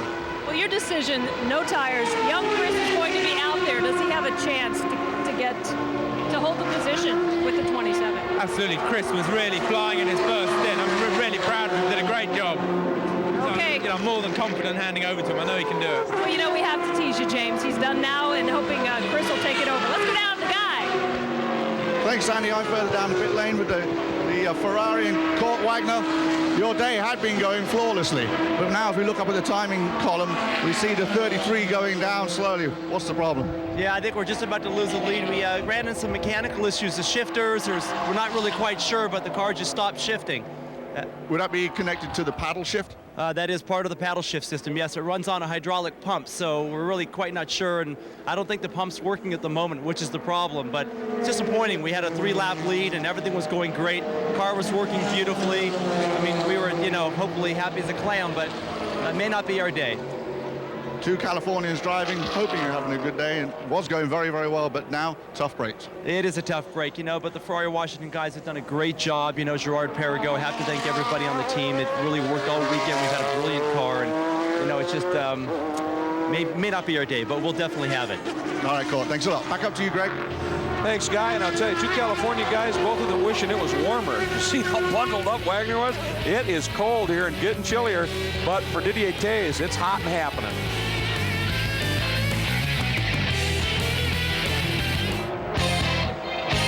Welcome back to Fontana and California Speedway for the California 400. Here's a good look at the class leaders. Didier Theys out front, the number 27 listed Lienhard Jud. Then the SRP2 class, 3rd overall for Terry Borchler, Ralph Kellner's Bill Rand, the number 8 entry. Then 4th overall, Chris Bingham now behind the wheel, driving that beautiful Celine, leading in GTS. 5th overall, great run here by number 90, the rookie Paul Menard, doing a superb job with some good help from Rick Ciasuli, leading in AGT. And then 6th, big story developing there is Kevin Buckler leading in GT. We'll talk about that. here's your race leader. And for Didier Theys, as we hop on board with the Piquio, that is for the second time solved some fairly serious problems and is chasing him around.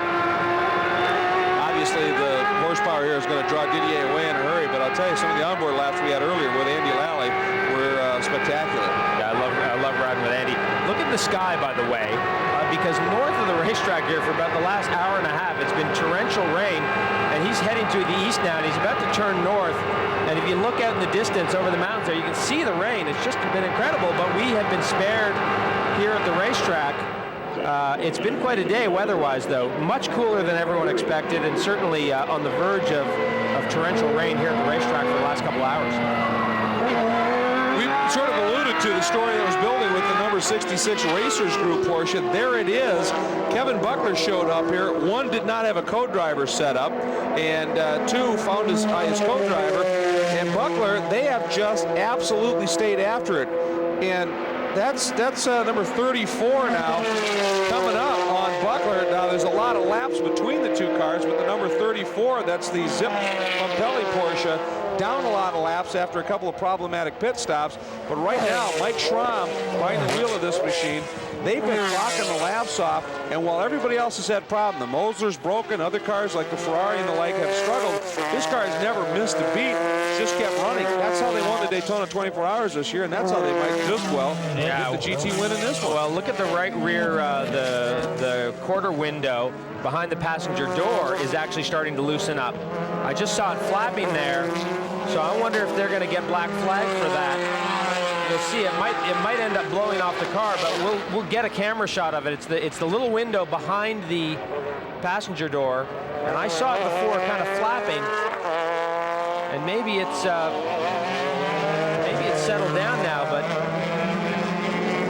well, we'll certainly keep track of that. Meanwhile, we're getting the report of some potential problems with the 5, possible a little bit of smoke at the back of that car. We'll keep an eye out for that. Of course, monitoring all kinds of different things, along with the crews, the corner networks, and the like, and the chatter with race control.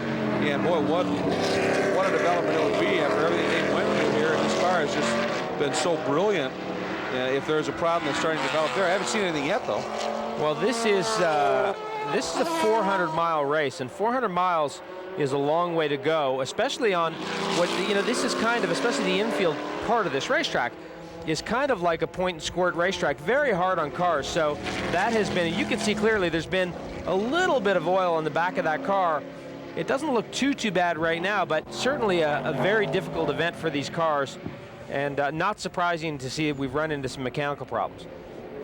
400 miles is a long way to go.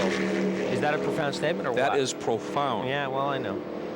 So remember now, Derek Hill back behind the wheel of this machine. Now take a look at the biggest movers in the race this far, and that, with the car we're looking at, is the big mover. 14 spots from where it started to where it currently runs. The 19 of Kerry Hitt and Jim Briotti, and Brad Stout, who I believe is driving now, up 10 spots from where they started. Buckler, the big improvement there, 7, along with the number 42 of Byrne and Millman, and then the number 91 of Beilharz, although they've been struggling just a little bit. Whoa. And this is big. Didier Theys in the pits. There's no way that this could be scheduled. So big problem here as Didier's bringing that car in. Don't see any indication. No, certainly nothing obvious on that car. And here comes Chris Dyson to take the lead. Yep, he's going to pick it up and has. Change all four, change all four. That was Kevin Doran. You just saw his hand on the radio saying change all 4. So he may have picked up a vibration or something in the car. Couldn't determine what it was. First thing you think about is a wheel weight gun or pickup or something. And you know, when you're out on an oval like this, when you're driving 170, 185 miles an hour, guys, they've got a bad tire. That's why they had to bring it in unplanned completely.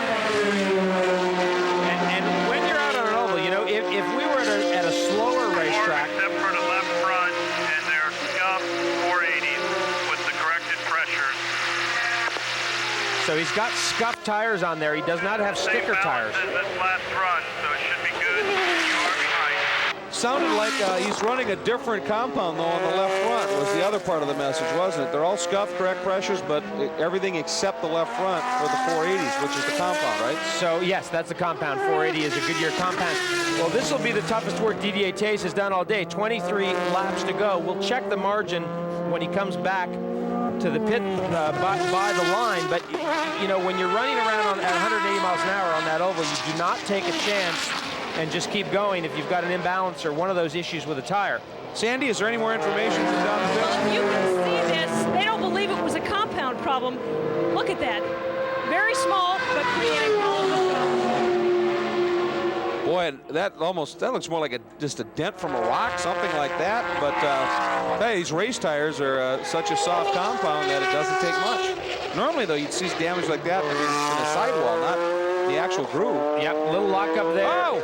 That was just a little lockup, cold tires. I mean, he's pushing hard, and he knows he's going to have to push hard with 22 laps to go if he's going to get the race lead. Now, he'll come over the line here. We'll be able to get an interval for you. Now, we've also talked about possible problems with the 5-car. Guy, what's the story? Yeah, I came and checked up on the 5-car. They don't know anything about a window flapping or anything, but they do have a problem. They have a clutch that is slipping, and they are now 3 to 4 seconds a lap slower than they've been all day. However, they've done the calculations, and they figure even at 3 to 4 seconds a lap slower, they can still hang on to the win or to the lead and hopefully get that win here today. But they don't know any problems about the window. Well, you just gave them a little bit of a heart attack, as the window we think is maybe developing on the 66 Porsche, but they're looking pretty good here. We'll be right back to California Speedway.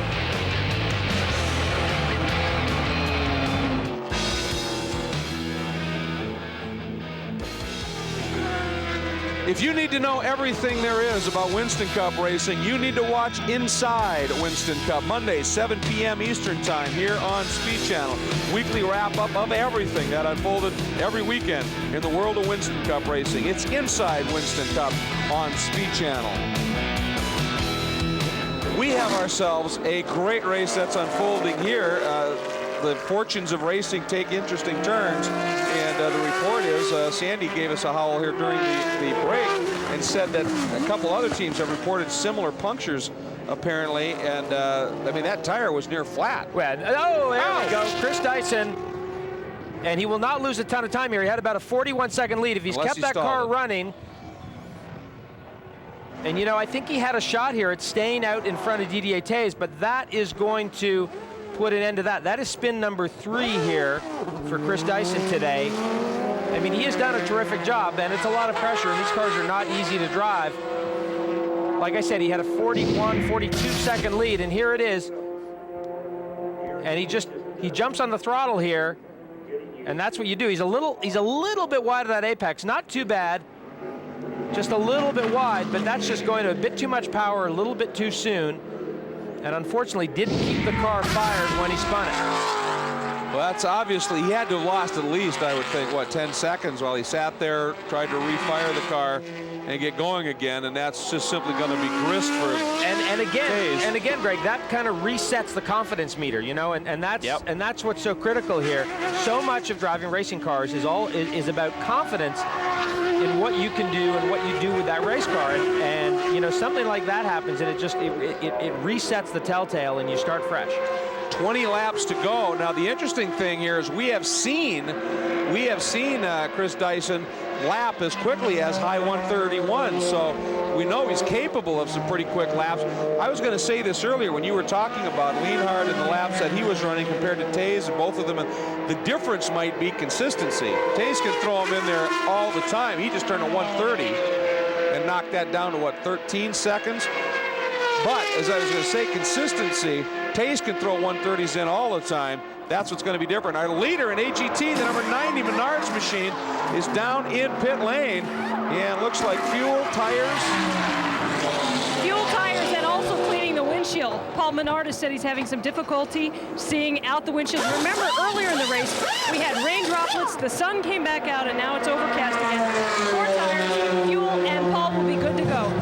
He's doing awfully well for a young driver. He's made that adaptation from the Monte Carlo to the Corvette. He says this has been a fun experience for him, and when he was talking to me, he said the thing he was worried about the most in this race was the prototypes coming up behind him and watching carefully when they got in traffic. And so far, he's just done a superior job. He has indeed, and of course, it looks like he's in a position to win first time out, and that's always a very rare achievement, safely in the lead at this stage. However, in the SRP category here, Dyson, by the time he spun it, sat there, restarted, and then got back up to speed almost 25 seconds as it rode it off of that margin. He had like 44 seconds in hand with 20 laps to go. That's 2 seconds a lap.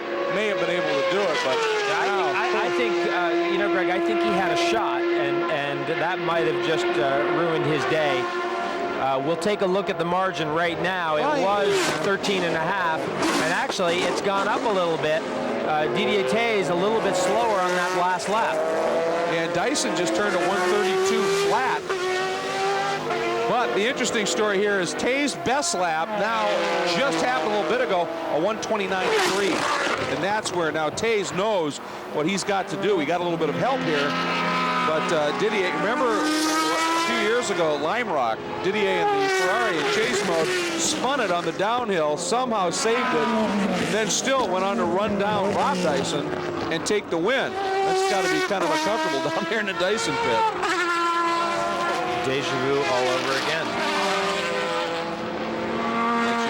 Does that make sense? It does. Okay. It does. I'm a Yogi fan. Yeah. There's the 66, remember, leading in the GT division. The number 90 of Menard. And here comes 27 Theys. Well, certainly a baptism by fire for Chris Dyson. And you know they're talking to him on the radio. You know that they've told him he's leading the race. And eventually they're going to have to tell him that Didier Theys is coming. Well, I'm sorry, I was just going to say, you know, one thing we haven't chatted much about is the fact that, of course, there's a points championship going on here. And, you know, you wonder, Weaver getting out of the car, putting Chris in after Theys stayed in. There's the chat. So he's still at 15 up. But Theys, of course, pretty comfortable lead in the points in the SRP division. Weaver, when you throw out some of the guys who aren't racing the full season, probably back in 6th or 7th in the points because of problems at both Daytona and Homestead. So Theys is in this for a championship, and I think Weaver isn't so worried about that right now. He's won a couple championships here in the past couple of years, so I think they wanted to get Chris some time in the car. This is very important for Didier. Yeah, I mean, I don't think that James Weaver and the Crawford team and Chris Dyson are planning on doing this entire Grand Am championship. And I think that Didier is with the listed team, but there's no question in my mind that Didier is going to want to win this race. It feels like he should be leading this race right now based on where they've been, and they had the one tire problem. But hats off to the Crawford team and to James Weaver and Chris Dyson for keeping it close and really staying in this race. And now we've got a great race. We do. Here's Kevin Buckler now in the number 66 Racers Group portion, leading in the GT division with the laps winding down. We've got leaders on the same spot because behind him I saw the number 8. That's the SRP2 leader. So I tell you, these guys have driven their hearts out. And keep in mind, one of the reasons that Lally and Law are pushing so hard in that Picchio, they want to get second place points. You can't get if you don't finish. Here is our overall race leader. That's young Chris Dyson. The margin down to 11.3 seconds, and we are well under 20 laps remaining.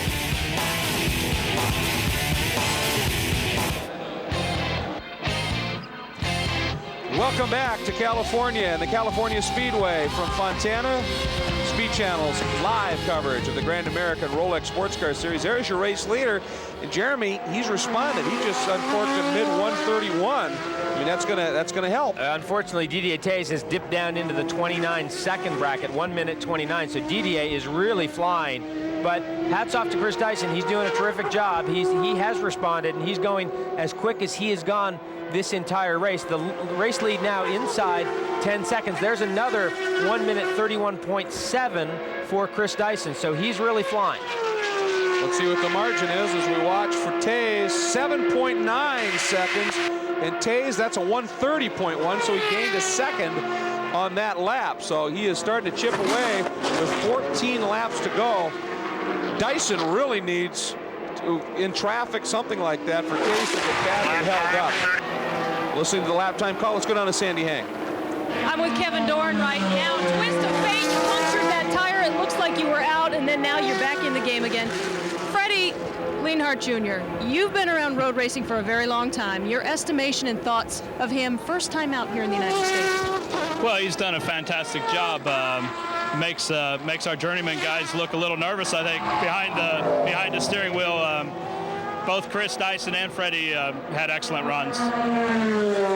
When you talked to him before the race, what were you concerned about, and what did you tell him? Any kind of counseling to get him in your car?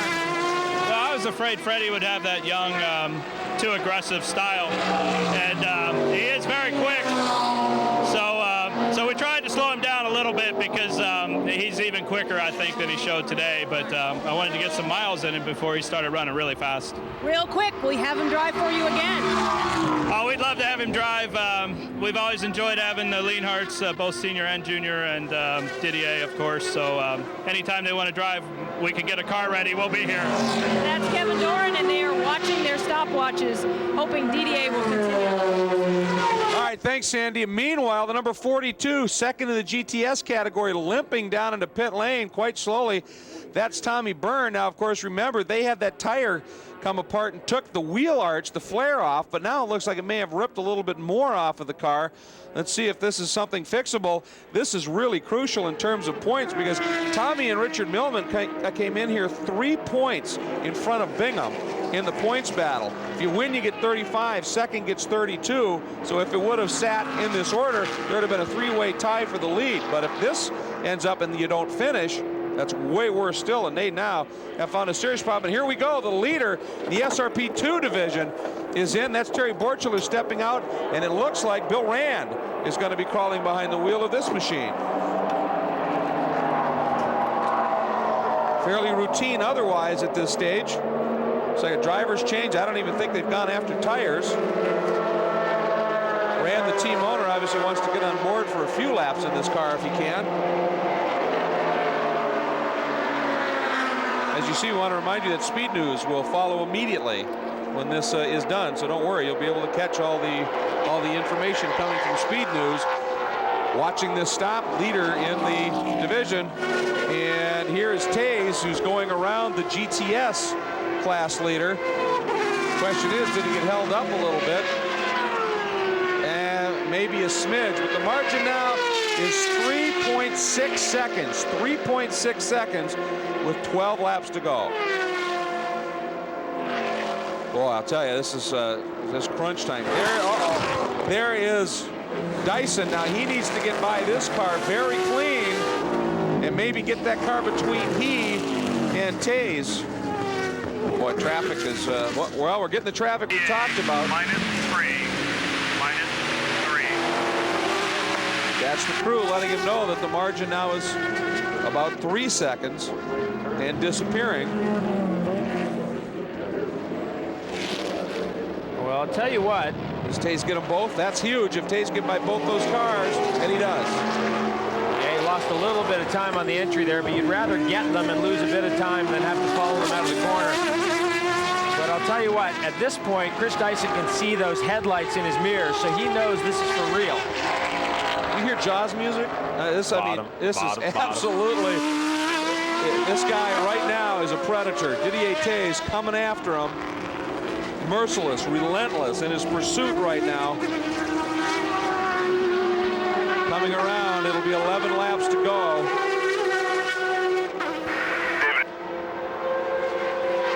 There it is now. Let's see what the margin is at 1.5. And I guess at this point we don't need to give you the margin. It's just that close. You're following it right now. What were the lap times? A 1:32.2 and a 1:30.2. That's the big margin. That was it right there. So obviously Dyson got held up worse in traffic. And look at the ground that Theys makes up under braking. Understanding these cars.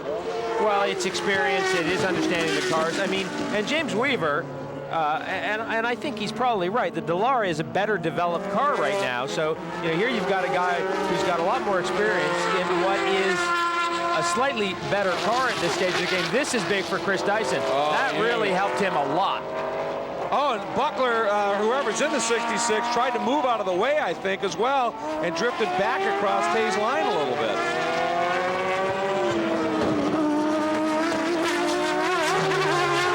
Here's this long shoot. Boy, did Theys get a run onto this section of track, though. More lap traffic up front.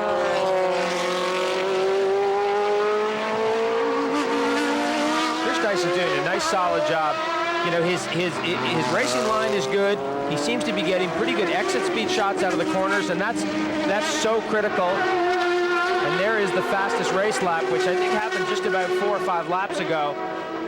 And Chris Dyson, as he gains experience, and you can see the Ferrari GT car up and running again, so that's good news for those guys. Oh boy, but look at the run. Here comes Theys. Watch for the move. Here he goes, ducks to the inside. He gets it done even before the braking zone. So I wonder if Dyson didn't breathe out of it a little bit coming up on that Ferrari. Let him, it distracted him perhaps, because Theys just motored by. Whoa, what was that? That coolant, I mean, it looked like some fluid coming out of the back of that car. I thought it did look like there was something coming out of the back of the 27 car. That sure looked like some spray coming off. But boy, he just motored right by. Now the favor gets returned. Dyson's going to get hung up here a little bit. But look at the stream of traffic up front. Theys dives to the inside of the Marcos. Gets through, but there's smoke. I think I just saw it again.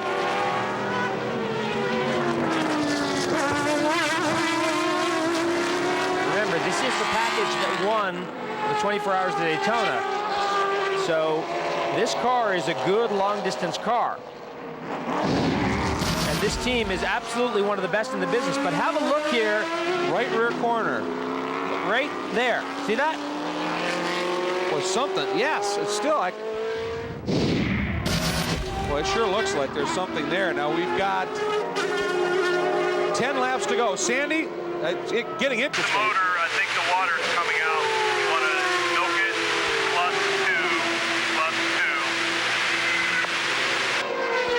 That's exactly what the team is saying, guys. They're looking at that computer screen that I showed you in the beginning of the race. They're monitoring those pressures. The water pressure is absolutely nothing. Kevin says it's only a matter of time before the motor goes.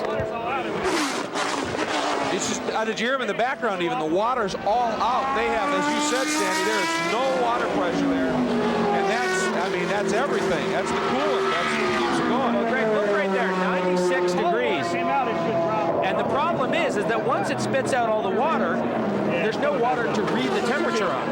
So as it gets hotter and hotter and hotter and spits the water out, that number they're seeing isn't necessarily a real number. The car hasn't slowed down at all. 1 minute 32 on the last lap, but as it loses its water, it's definitely going to give up. Well, I mean, that has to be a ruptured radiator, ruptured hose, something like that, because it's not going to come out of the block like that and have it still run.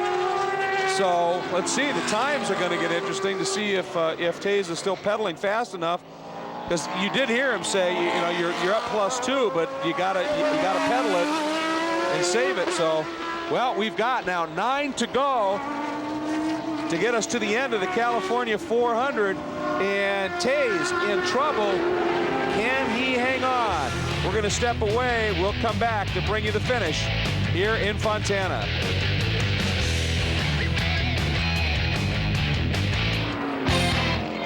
Welcome back to California. Anything but sunny right now. The rain that has been threatening but has stayed away the whole race is making an appearance in certain segments of the track. And the story regarding the number 27, they did lose water. They now think it might be overflow, because we heard Kevin Doran during the break in the radio telling Didier that everything looks good and that he should start to pick the pace up once again. He had backed off a little bit, and Chris Dyson was all over the back of him. But, Jeremy, we talk about experience for a race driver, not just handling pressure, but now you throw a little bit of rain into the equation. If it picks up, that's got to tilt the scale to Theys. Yeah, everyone is talking about how it's getting wet down there. We've seen some water drops on the lenses of our cameras. So you know, I talked about Chris Dyson's baptism by fire here. There's not much he hasn't seen today. And here he is in a wheel-to-wheel battle with, and there's James Weaver with his balaclava on. I can't imagine they're going to put him in the car with only 6 laps to go. It's cold out there. Oh. Maybe he's just a little chilly. Here's Theys. Right there is where we saw that water come out, and there's Dyson. Last lap, Theys turned a 132.5, Dyson a 133 flat, so not too bad. You can see the water droplets on the lenses. It is by no means a deluge, but in spots of the track, including the pit lane, we know this because our pit people have been talking about it, some of those big splooches of water, big droplets. Matter of fact, let's go down to Guy. Yeah, just checking in with James. He's kidding up, putting the helmet on. This is just in case, because he said if it absolutely buckets down, as a true James Weaver expression, Chris doesn't have the experience and he needs to jump out there in the car. And there is a chance it could absolutely bucket down, even with just the few laps remaining. As if kitting up wasn't a interesting expression. Kitting up in anticipation of bucketing down is absolute James Weaver. No question about that. Theys right now really literally in control of this one, but I'll tell you, young Mr. Dyson is, you mentioned it before, I mean, he's not suddenly getting real wild and squirrely even when he was under attack. He's holding to his lines and driving some pretty good times. He's tailed off a little bit. It's that last lap by Theys at 134.3. 5 laps remain. Dyson at 135.1. So he's still within a half second of Theys. But it's like he's mirroring Theys right now. He's running just about Theys' speed, not quite. Well, Didier is now back out on the march, so he is taken his orders and he's off and running. Whoa! And as I say it, he obviously was pushing as hard as he could. A little dampness on the track, and it got away from him. This time he keeps it running, though, which is going to help him in terms of making the save. Or did he? All right. Well, let's go back and take a look at a replay here. Coming down off the banking. And remember, these guys didn't change tires. We might have a bit more mileage on these tires than those on Didier's car. And it's been a long day. Boy, you know, Chris Dyson has learned a lot today. That's all I have to say. I mean, what an opportunity for him. And he has had a few spins. There's no question about it. He's back up and running again. This margin will be quite a bit bigger once he gets back to the start-finish line. Well, a fairly steep learning curve, and obviously he's climbing it in big quantum leaps here. 4th spin of the day, and didn't hit anything in any of them. So obviously, at least he's spinning in the right spots. And there's James Weaver just wondering. We'll be back.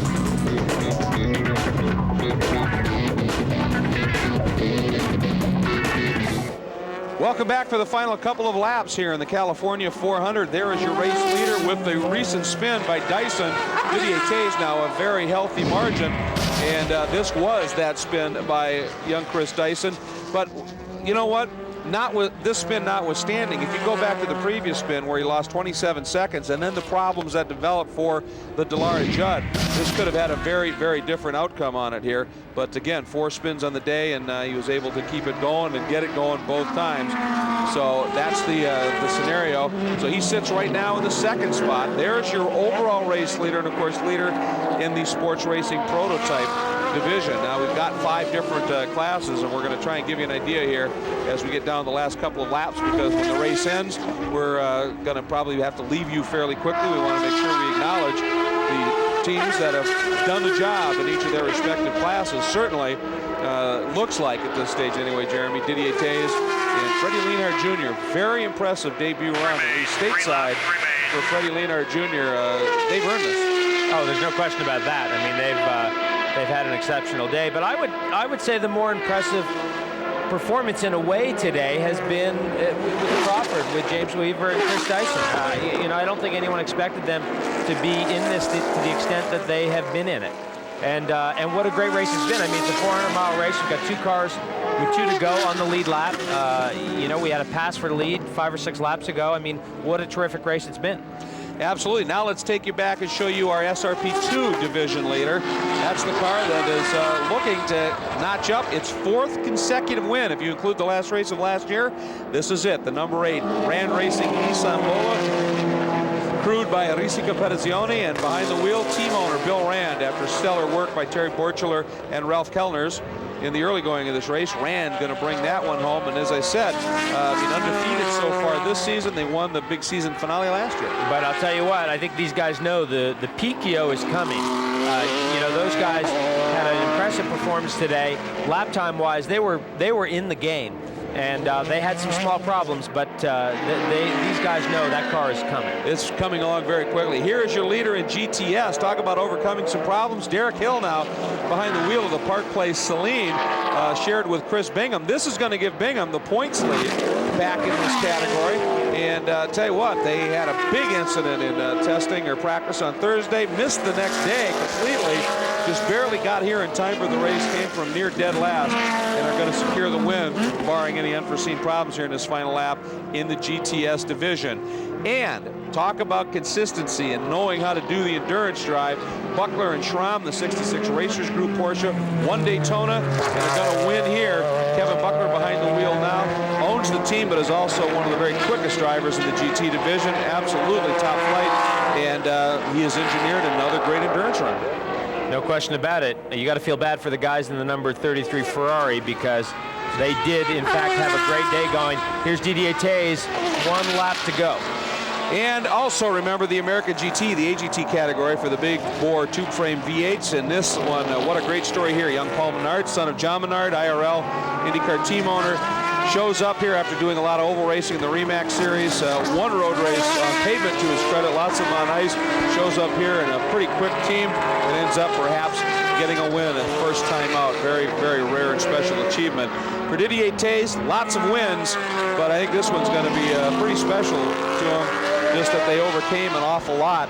And boy, I'll tell you, he must have absolutely loved that call from Kevin Doran on the radio that said, it looks good, go back, go after it. Here he comes up onto the banking, and this car is going to be perfect in Grand Am competition this season as well. Checker comes out, and Didier Theys teamed with young Freddie Lienhard. Thank you, Freddie. Great drive. You heard the kudos there to Freddie. Bring about the water, but something happened. You don't often hear Kevin Doran saying essentially, I don't know. Here comes the number 5, Derek Hill. First time in this car was today. I'm sure this is going to be a very special moment for him as he comes around to take the win in GTS and, of course, help his teammate Chris Bingham back into the points lead. Right here, your winner, Didier Theys, and this Duran Lista equipped absolutely perfect this season. An absolutely awesome race. We're glad we could bring it to you. We're sorry we're short on time, but it got going late. Thanks so much for joining us here in California. For Jeremy Dale, for Guy Hobbs, and for Sandy Heng, we appreciate you tuning in. We look forward to you coming back and watching with us again next time on Speed Channel. Take care, everybody.